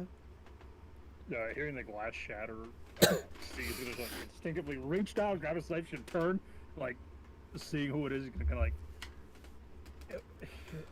like, "There's a fucking door, you dipshit." Yeah. Well, doors are lame. Oh, Jesus, Lord. Steve just slowly put the knife back. Could have killed him if I wanted to. The guard kind of enters after Zivatir, and he's like, "Oh, jeez." He kind of like takes a second and looks around and looks at the bar. He like just runs over to the bar. And he's like, "Sula!" And then like comes over and he like picks her up and kind of squeezes her tight. And then his eyes lock on you, Silver. And this man seems... He's got like a full plate helmet on, but those eyes look familiar. The voice sounds familiar to you. And he takes his helmet off and he kind of looks at you. He goes, Jesus Christ. Silver, how the fuck are you? Ah, I know you. Yes, it's Henrik. We spent some time together a few years back. You served on the Queen's Call then. Yeah? How could you forget? I couldn't. Can I Jesus. insight to try and remember who the hell this guy is? Oh, absolutely. Yeah. I would say make a wisdom check. He's just Oh, like, okay, he's well, like, this Insight kind of tell if like he's telling a lie or not, but Oh, okay. Can I use my bardic inspiration still? Yeah, yeah, you still can. Yeah. Jerry, Sort of how are advantage? you? Or just add a d20. You roll a just d6. roll. You can roll a just roll your wisdom check, and then just you can roll an additional d6 after. Okay, 12, not bad. You take a moment, and you think, and you're like, and you begin to recall a guy who you thought for sure was his name was Henry, but apparently you remember it wrong and it's Henrik. And he did a stint on a ship you were on for about a couple years on you said what, Queen's Call, and he was kind of like a hand. He was good with a sword, but he was really good with his words. There were many times and instances that you can remember where Henrik had talked his way out of sticky situations for the crew when you guys were almost caught.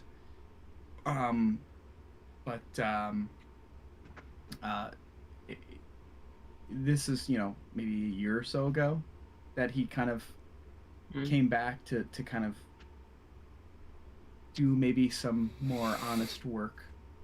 And he had a wife and kid at home that you remember. And he always kind of battled with that. But, yeah, Henrik is somebody that you've spent some time with. Maybe not like super best friends, but like just somebody that was part of the crew.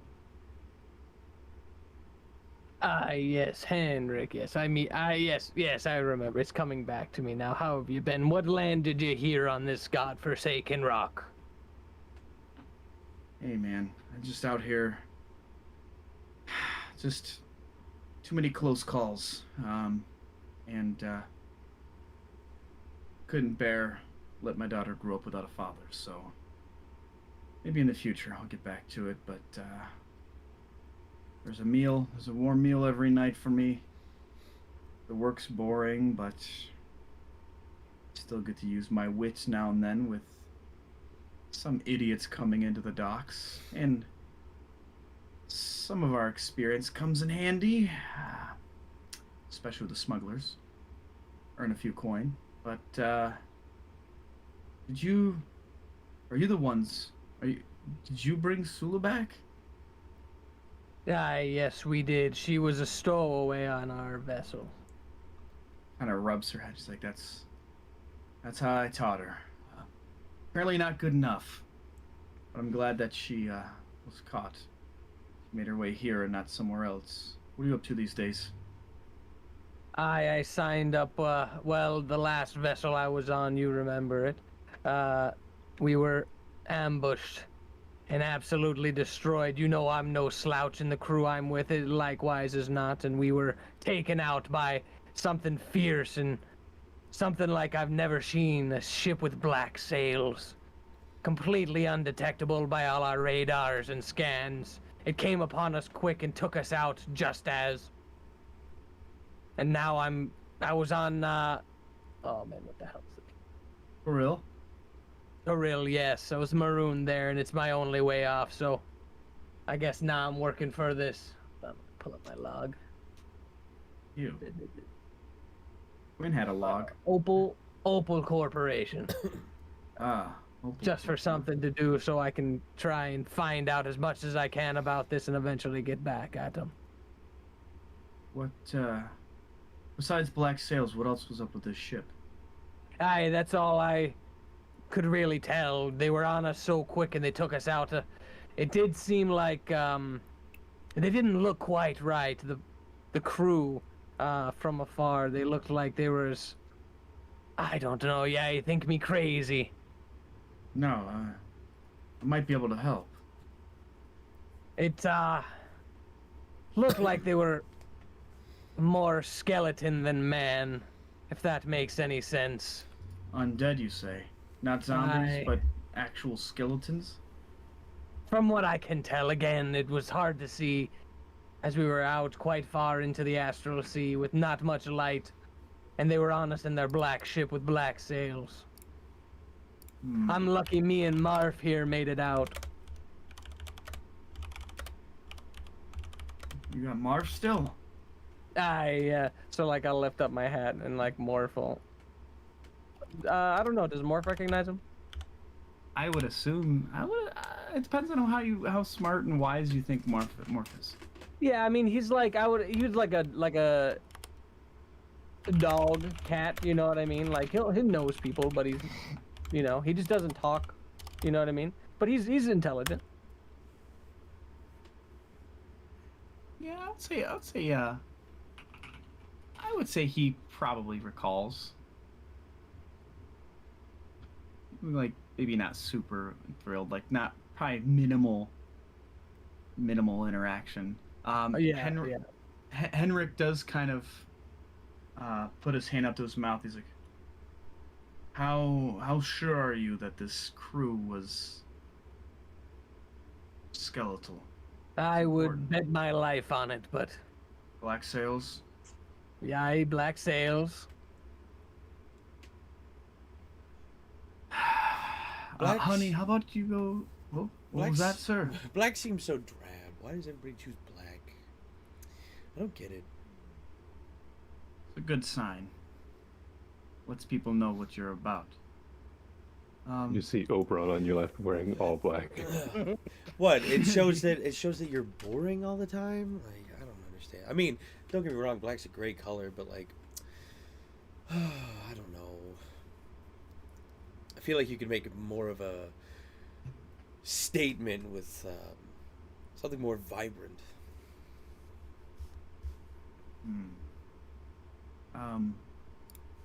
He kind of kneels down to Sula and like whispers in her ear and he's like, "How about you go take a seat by the fire? Let me talk to my friend here for a minute, and then we'll go home. I promise." She goes, "Okay," and she just runs over to the fireplace and sits kind of by the side of it, just looking over in your guys' direction. Henrik kind of leans into you, Silver, and he's like, "I believe what you encountered was a ship known as Hadron's Fortune. Crew Right devoted. Yes. Crew. Is a foul necromancer who worships a deity and has ties with minor deity known as Hadron. It's not good. But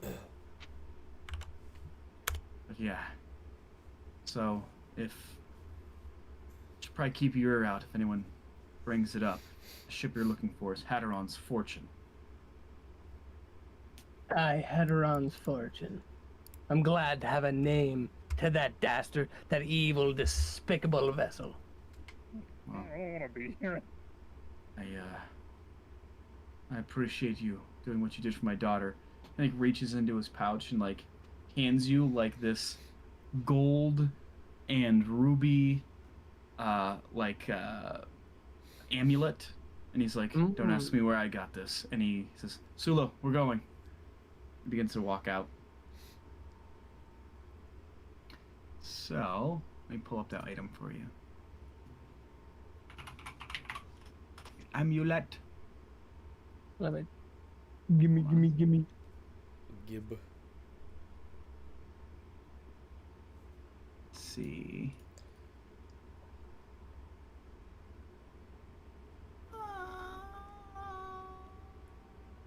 There it is. I had to find it. help him on your actual inventory, not your goddamn abilities. Freaking add in like a amulet to your abilities. I don't know what this does, but I love it. Look at this. But it's pretty good. Like, you kind of smile because you're like, okay, I see. You know where this came from, and it looks to be like roughly worth around like 50 gold pieces. Like, it's a nice piece, but it's definitely not something that he would just randomly have laying around. He's So like, you're "Yeah, like, that's a nice piece." yeah, Pulls it out of his waistband. straight up. But Sula and her father leave. Aye. And now you guys A are sheep up with to black do seals. whatever sheep you with would like black to. seal. Aye, well, we did what we came here to do. Sula's back with her parents. We better be back to the ship now, so the captain doesn't think we wandered off. Hold on. First. I need to talk to everybody. Is everybody here? Hello? Yay. I believe we're all in the room, yes. Okay, perfect. Let's find a nice corner, and I'll tell everybody something, because we're all friends. What, are you gonna bust through the wall too? You already went through a window. Maybe. That's still to be determined. Are you at least gonna pay the poor man for his window? Oh, absolutely. I can absolutely do that. That's not a problem. But let's come over here, and I'll go to a vacant table off in the corner. There's the table that's close to the fireplace. It's away from the folks who are playing cards and the one guy sitting at the table, so you guys are able to kind of sit, kind of. And I'll like wave everybody. Literally. Yeah, I'll wave everybody. I love how you said you were looking for a corner, right? You're looking for a corner. It's a round building. Yep. All right. And I wave everybody over. Come.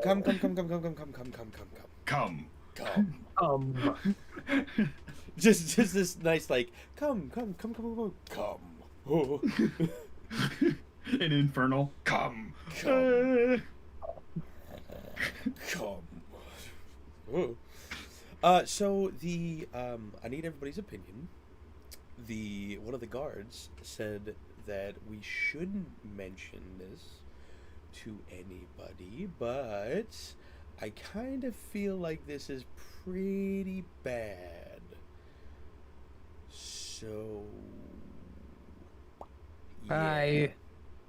Well, I'm with you on that. My conscience can't really be clear, us leaving this in a place like this with that man the way he is.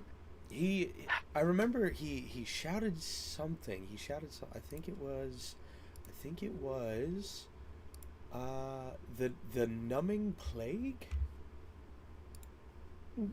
Aye, the numbing plague. Didn't he say that was something that they're trying to keep out of this place? Well, obviously they haven't kept it out, as you can see. People turning into frosty snakes. Not very copacetic, if you ask me. Can you just get to the point? I just kind of made the point. Like, do you think that we should mention this to somebody, or should we actually just keep it under wraps? I mean, we should probably start by letting the captain know, right? Right? That seems like the proper order of operations. I sort of figured that was a given, yes. Right, and then he could pass it on to the Opal Corps, and then we could be like, I don't know, heroes or something for saving everybody. It's great. I don't really think you know how being a hero works, there, friend. It's Listen, I'm just trying something new. Okay. Let's try something even more new. I'm used to and just mind our business. I'm used to gallivanting and having fun and being reckless, but I don't know. Something just feels off. Okay, first off, nobody was saying you cannot, have a hero moment in the sun. I don't want my hero moment. I want our hero moment. Okay, hold on. No, that was correct not to be here. I like you. Thank you.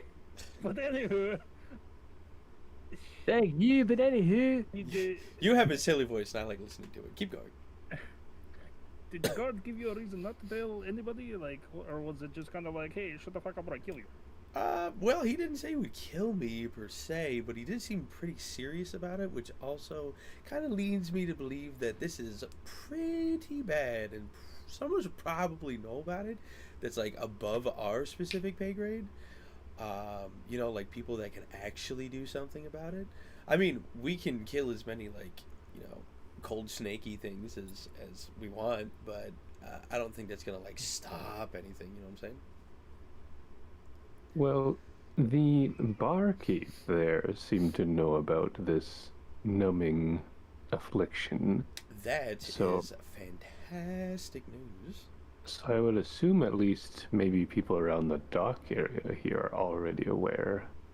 He seemed to, well, he was asking if we had symptoms, so Right.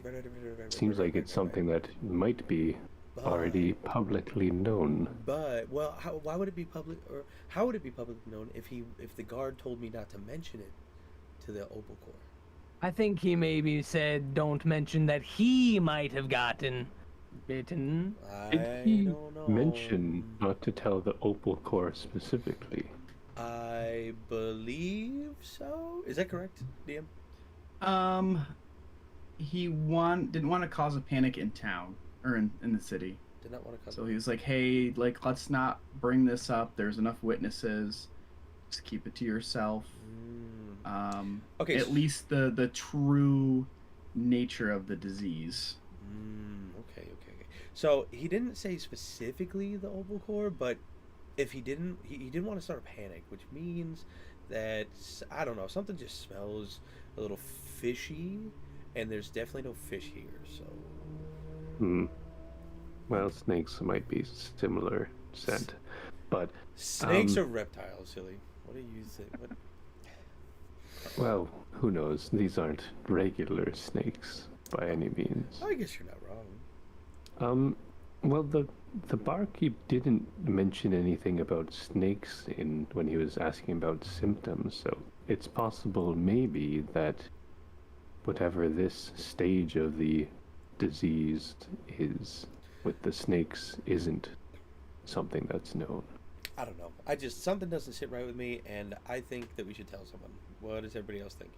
I already know that our friend, little sourpuss Niklaus over there, doesn't want to say anything. He just wants to mind his business.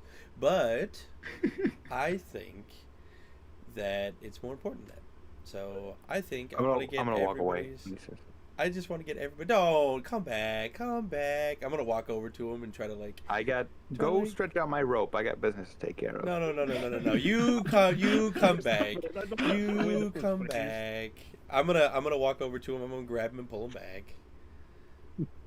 Come back. I seriously, I have something I need to look into. That's fantastic, but we have to come to a decision. We have to come to a decision as a I'm group. just gonna go. I'll just go get another water, and I'll be back. Just a little parched. Nope. We're gonna make a decision right now. Gonna make a decision right now before we leave. I've already made my vote. So I you think say no. Heading north Not a and then problem. going from there is fine. Okay. Well, go do your thing then. I guess you're a no. Who's the sourpuss? Okay. You know I still love you. Bye. So everybody else.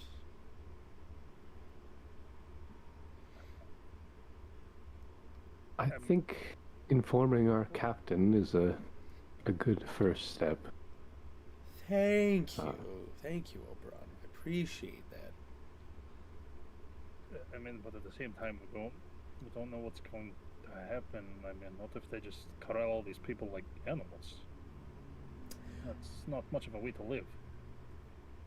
That may be true, but I still think that it needs to be researched, maybe, because like maybe what you're saying does happen. Would you rather say nothing and let these people all die in their own accord, or would you rather somebody, or would you rather let somebody know and give them a chance to not go extinct on the moon? No, hold on. We don't know that. That little. I don't know what his name was. He kind of screamed, passed out. We don't know he's dead. His arms just exploded. Yeah, I mean, it looked like he lost a lot of blood. Are you a doctor? Please hold. I'm gonna dive back out the window and go check his body. Body's gone. Body's gone, but there's a lot of blood. Oh, yeah, this doesn't look great. I'm gonna dive back to the window. Whoop. Yeah, so the body's gone of the person, the guy out there, but there is definitely a lot of blood. I mean, you don't. Okay, what? I'm just upset now that you didn't point out my fantastic acrobatic skills, but that's something we can work on. Personal development. Anyway, definitely a lot of blood At least outside. you're not using the door like a normal person would be with manners. What about it's- me it's- shouts normal to you? What about any of us else normal? I mean, Well, I think you answered your own Niklaus, question. you take offense to that. Oh! Nicholas, immediate roll offense dice. Head over shoulder, stare at group. But we don't know how. What about from here? We do not know what they do with the people when they become afflicted. Whatever this may be. I mean, for all we know, maybe they have people who heal them. You don't know. I don't know.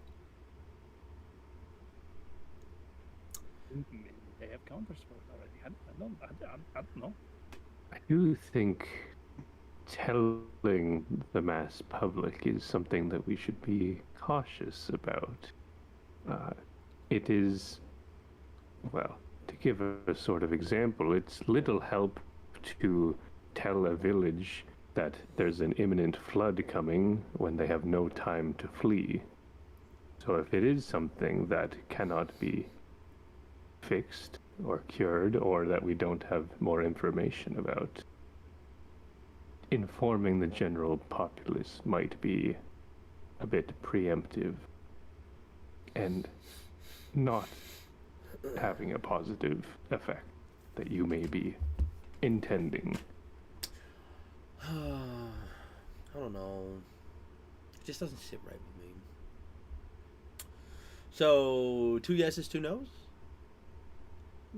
I mean, we ever call it giving a bullet here. I'm just throwing out hypotheticals. But another thing to look at. Seek, we need a tiebreaker. Come on. Okay, slow your roll for a minute here. First off, Greater good or let them go extinct by themselves? Which one? how do you know they're going to go extinct? Well, obviously they don't have a very good handle on this, so... Again, we don't know that.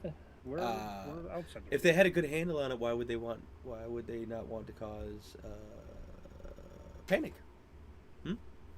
I mean, you are from Neverwinter. If the hobo Jim took shit outside Neverwinter, would you want everybody? I'm gonna like smush my face up against his like. You didn't answer my question. What was the question? You are from Neverwinter. I just said if little hobo Jim took a shit outside, would you want everybody to know, or would you be like, it happened, let it be? That is not at all comparable to the situation. A massive shit in the middle of the street did not just try to bite me. You have been down the wrong streets, my friend. I feel like we were all just out on that street, and we watched someone's arm explode and turn into snakes, and now their body's gone, and guards don't want people to know, and this sounds suspicious.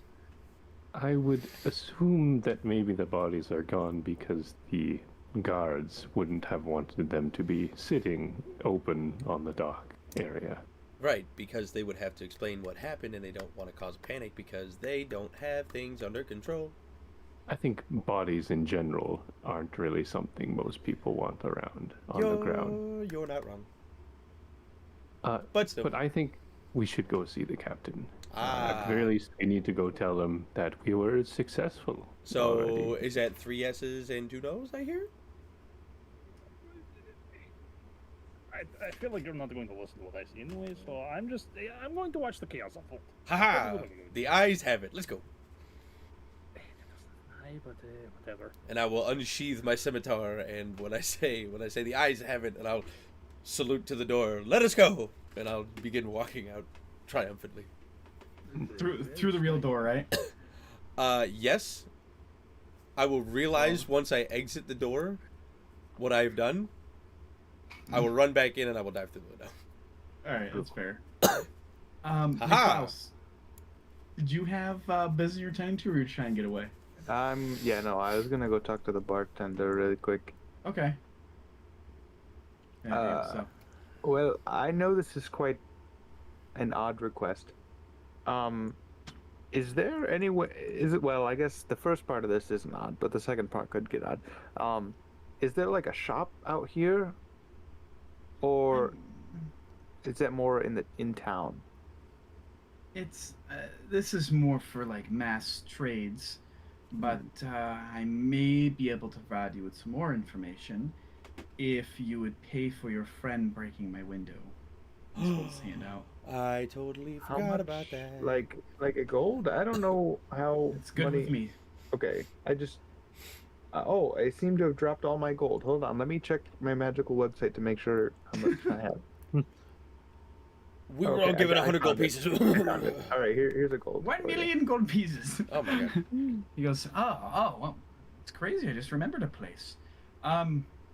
There's a place down the road that just deals with transporting goods and stuff, but I'm sure what are you looking for particularly? Well, you might be able to help me, honestly. All I'm looking for is a little, like maybe a lid to a barrel that I could use as a shield.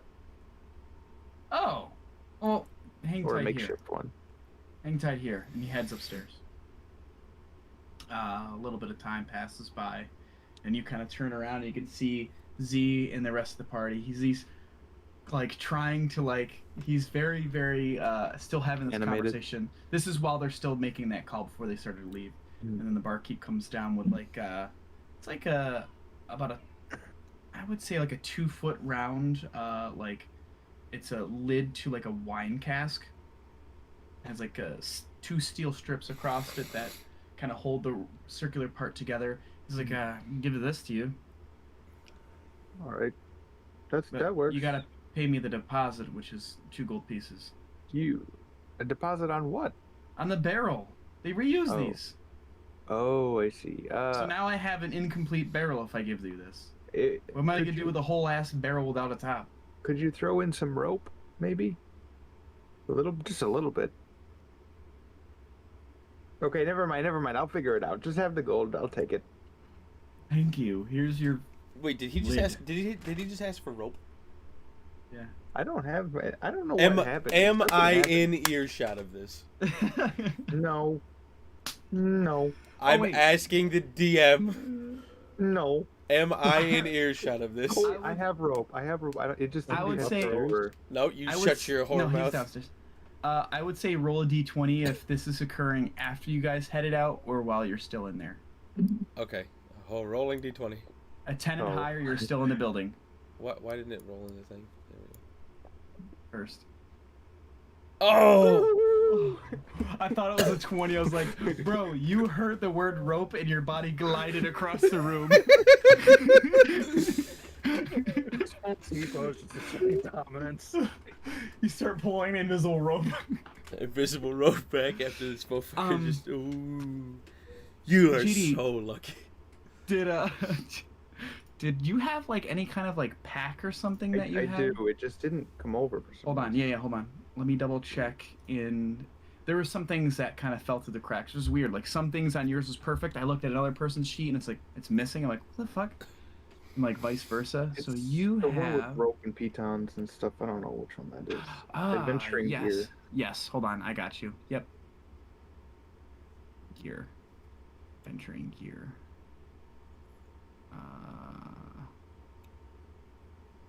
I think it's a. not that one. It's not an explorer's pack. Ah, it's a dungeoneer's pack. Hmm. Okay. It's got a backpack, crowbar, hammer, pitons, rope, Yeah. Yep. tinderbox, water skin. Okay, cool. Boom. You're good. Thank you. I'm gonna delete one of your backpacks. You don't need to. I do not need to. Infinite space. Yep, you're good. Yeah, right. It's kind of like those old school RPGs you can put bags and bags. Yeah. Okay, but yeah, you do actually have rope, and you remember like, oh, Yeah. never mind. And thank you. You do have a piton as well. I will get out of here. Are you guys headed back to the Tulips Propose? Oh, absolutely. So, in Fantasy Ground. Oh yeah, you go. I was just gonna talk to them, but you can finish what you're gonna say. One of the cool things I kind of figured out how to do in Fantasy Grounds was I can create a stamp of the ship that I can just stamp into maps. So that way, if like you're in an area like this, the ship there is literally just like an image I put over top of the map as like where you guys dock, which I thought was cool. Some people like make their maps awesome. all within Fantasy Grounds. I'm like, bruh, what? But yeah, you guys are, I would say, probably out in the streets now. You can see now as you guys exit a bit down the ways, both sides of this kind of main thoroughfare. There's some guards that are kind of like redirecting traffic. Like basically, you get the idea that they're like, hey, you can go around. And there's, they're just trying to make sure. Because this is a bloody scene. And people are going to ask questions. Does anybody feel like stopping at a shop, stop shop, and roll? Why are you on fire? I really think that we should get back to the ship. All right, fine.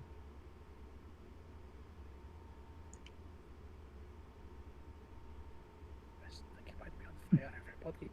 He never Wow, said he's running. I'm gone. You guys head back to the ship. North is kind of like hanging out by the dock area, like kind of sees he's like on the ship where oh shit, I don't know the actual name for it, but like where like he drops down like the portion of his ship that allows you to come and go. The gangplank? I think Silver should know. He was on a ship for a while. It's just the part that allows you guys to lower it down to connect to the dock to kind of walk across it. But he's hanging out on top of the ship around there and sees you guys coming, and he has this big toothy smile. Back already. Hey, guys didn't spend much time out there. Aye, we had a mission, sir, and we got it done. Good to hear. Good to hear. The girl find a place to stay. I take. Yeah, aye, we found her parents. Holy shit! Really? Wow. Yes, that's what you get when you hire this crew. Kind of like leans in. He's like, "Have any trouble with the guards?" Oh, do we have some stuff to tell you?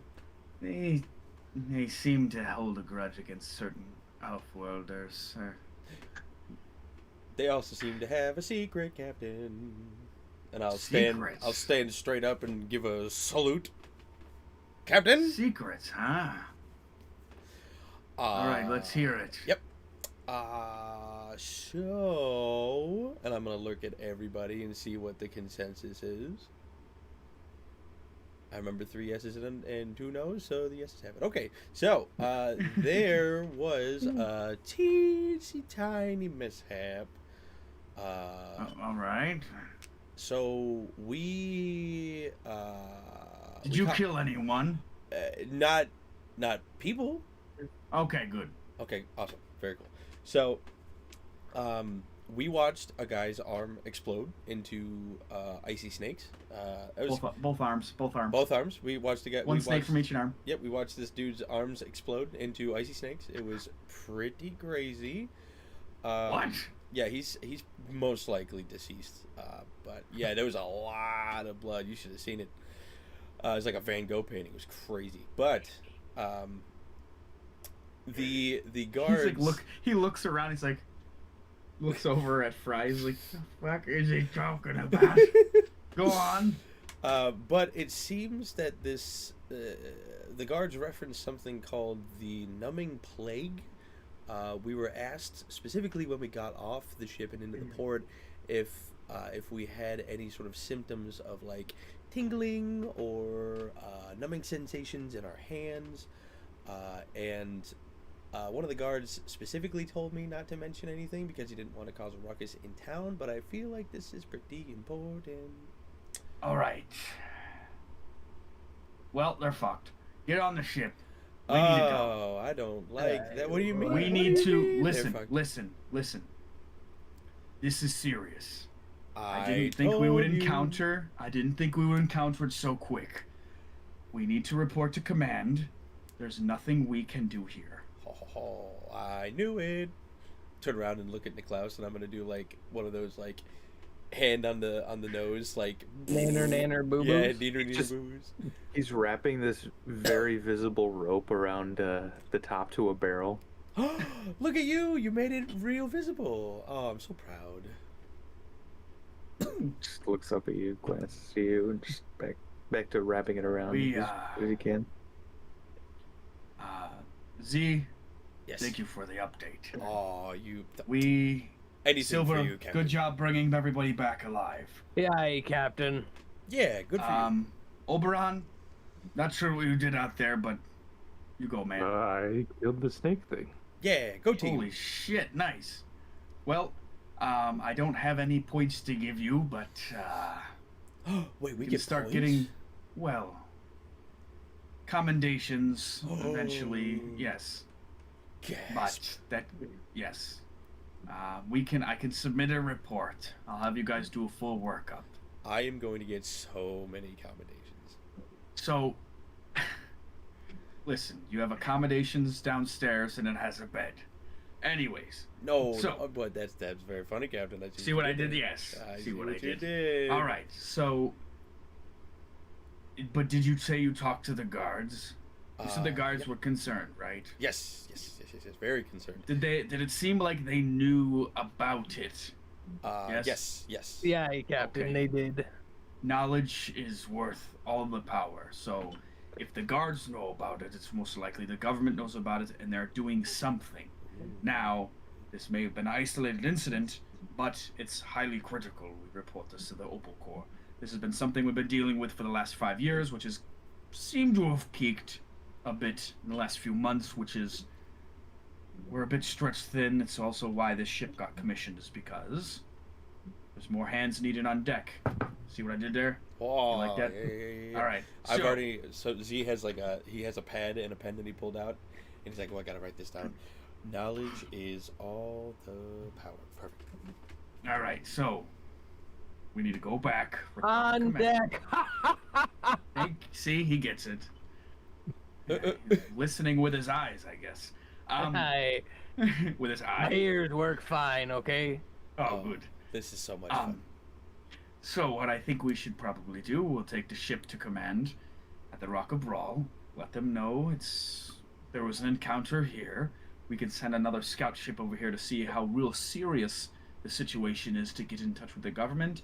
And hey, maybe we'll get assigned it, maybe we won't. But our job is at least to report back to let them know what we've seen occur.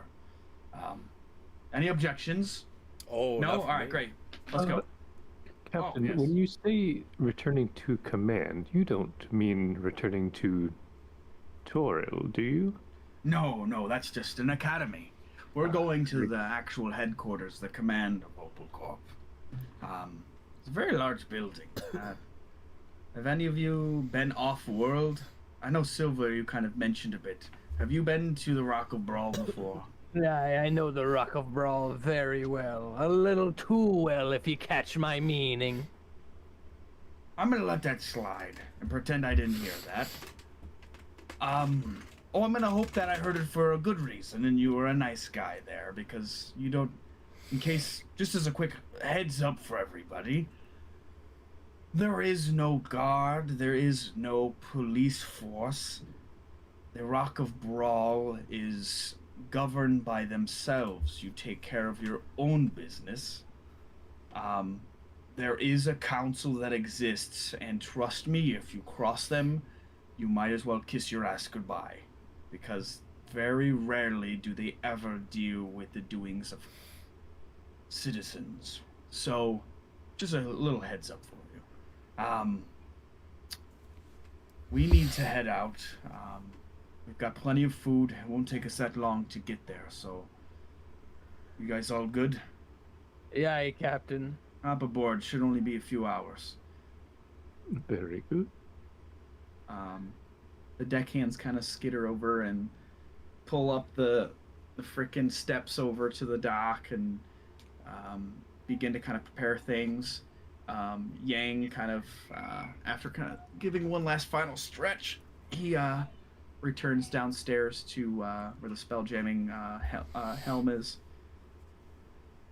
And it's not long before once again you feel this strange weightlessness for like a good 5 seconds as the magics of the ship as well as the gravity of Lyra kind of almost fight with each other for a second, and you guys get high enough where you begin to kind of remove yourself from the planet's influence. And you begin to just ascend into the dark sky, and the atmosphere around Lyra has less of an influence over the sky. You kind of bust through the clouds, and you begin to accelerate at an astounding speed.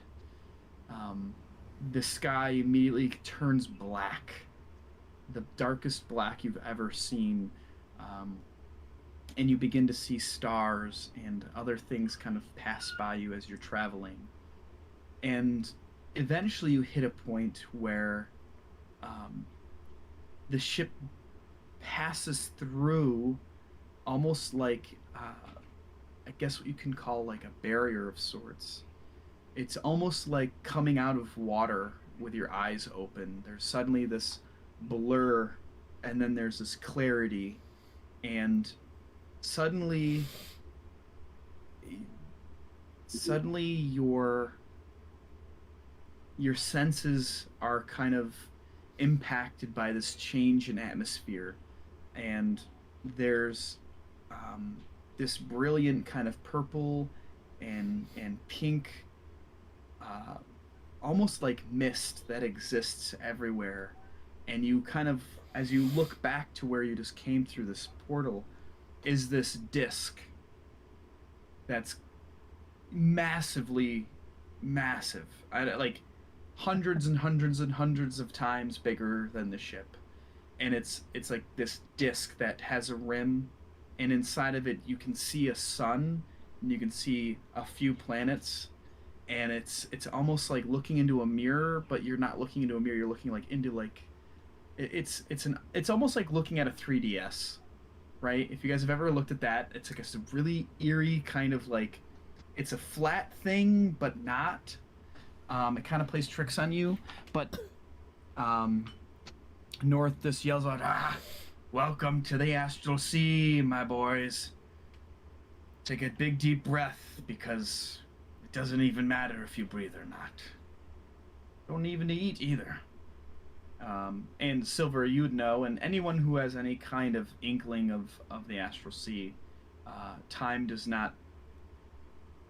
You're not affected by the passage of time here. So, time does pass, but your being, yourself, does not encounter that. You need no sleep. You need... you don't need it, but as far as gameplay-wise, you would need to take rests after battles and stuff, right? But you don't need, like, actual real sleep. You don't need to eat, because hunger, it's weird. It's almost like, you know, it's the same idea as people say, right? When folks astral project, they're projecting onto this plane of existence. And then the bees come out of these clouds.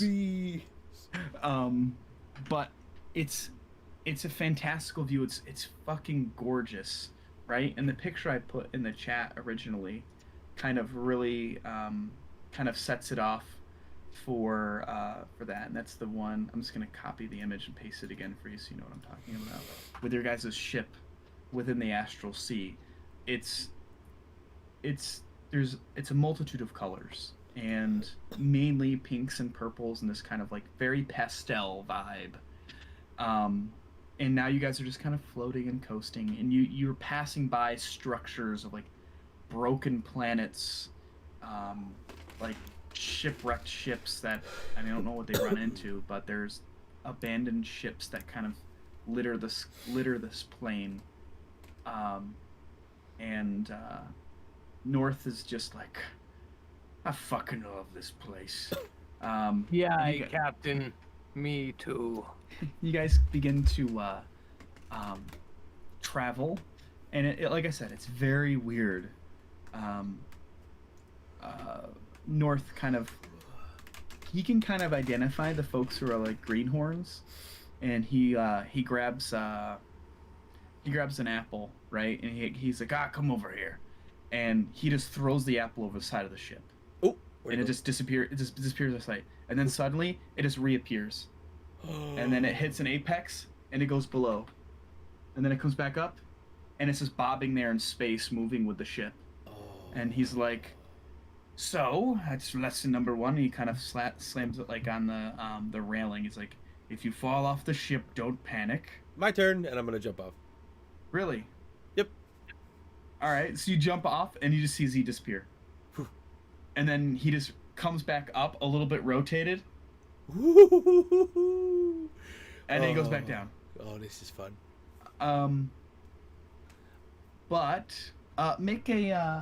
Make an acrobatics or athletics check for me. I'm gonna go with acrobatics, please. Oh yeah, baby. You jumped so well. You jumped like 4 feet out from the ship. Oh yeah. With now you're grace. I'm talking swan dive, baby. He's just kind of bobbing back and forth, and Silver, he's kind of passing over the gravity plane of the ship. So he gets up high, and then the gravity plane of the ship pulls him down, and he kind of hits that middle like equilibrium, and it pulls him back up. So he's like in this stuck, strange like portal physics type situation. Oh my god, why is no one else out here with me? I'm assuming that with that high of a roll, I'm like, the indoor skydiving shit? Yes. I feel like that's what I'm doing. Just like Essentially. Just like aerial acrobatics, just like oh, yes. Oh, it's incredible. This is amazing. Why is nobody else out here? Can I can I try to who else is on the deck right now? The 2 deckhands are kind of fucking about, and then the party, I assume. Can I try to sweep across and grab Niklaus? How are you gonna get over there? You're like 4 feet out of the ship, like you can't. Oh, like this.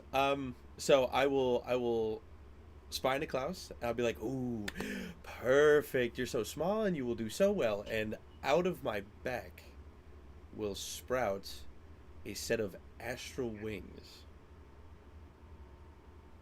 And I will fly across the deck, sweeping up Niklaus and take him over the edge with me. Astral wings? Y'all got wings? Where do the wings come from? I would say they come from my back. You mean like where on my character sheet? in general, what's your thought process? My thought process? Yeah. So my thought process, maybe they're not astral actually. I will say this. I have to double check. Let me see.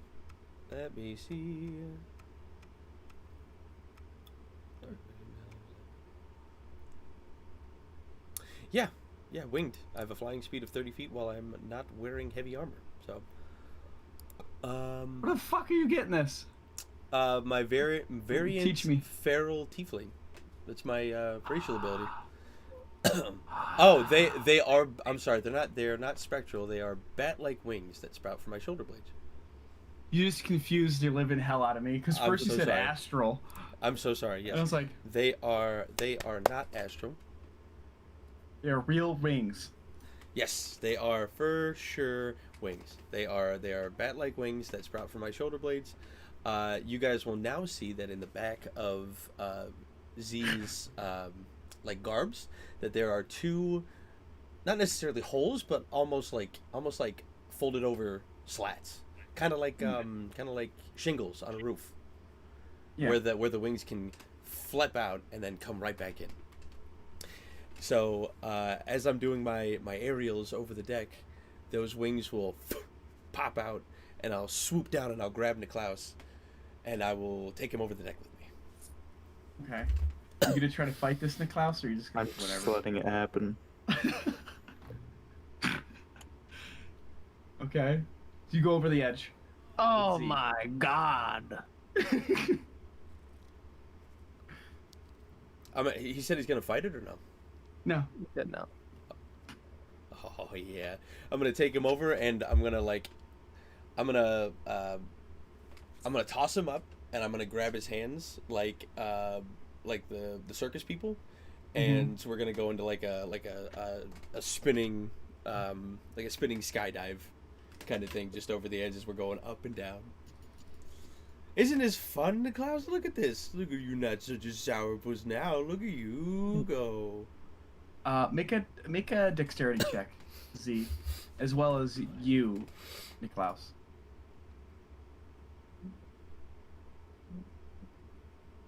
Oh, very nice.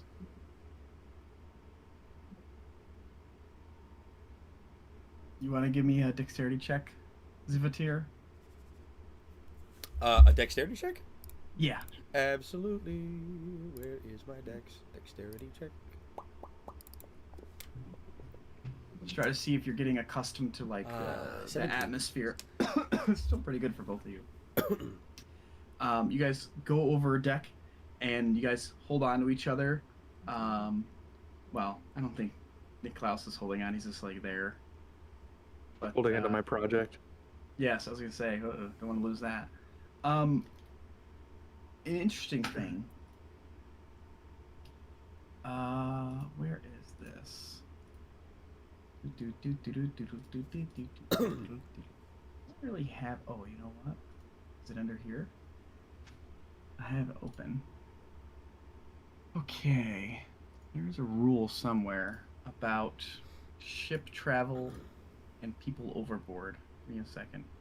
Oh no. I'm just trying to get it right. Only one at a time, the other one falls out of the sky.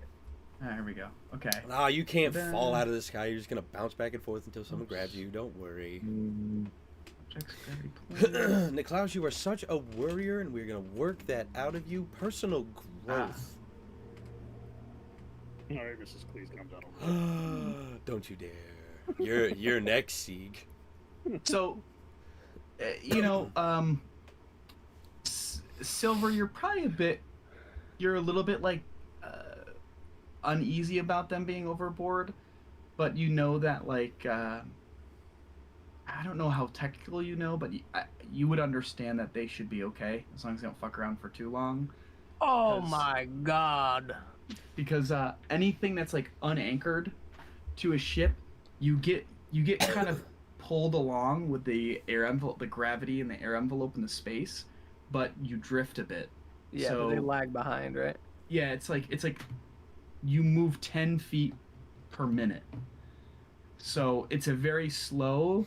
It takes a moment for you to realize, Z, as well as Niklaus, that you guys are like not in the same space that you were. I don't know how long you're planning on fucking around on the edge of the ship, Zivatir, but just as I'm just gonna do a like comment 60. for you to understand. I'm just gonna do like 60 seconds down there with him, and then I'll bring him back up.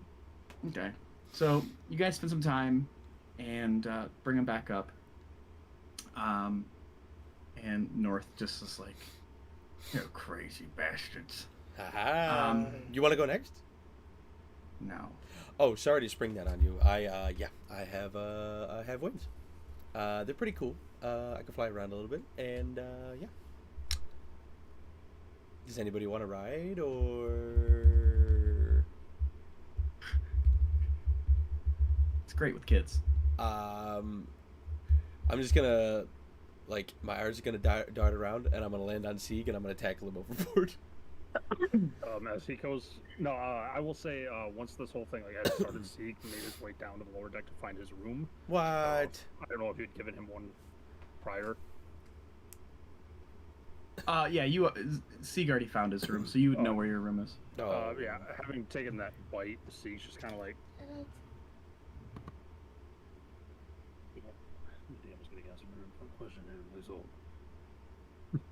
The God's God has arrived. The God's God has arrived.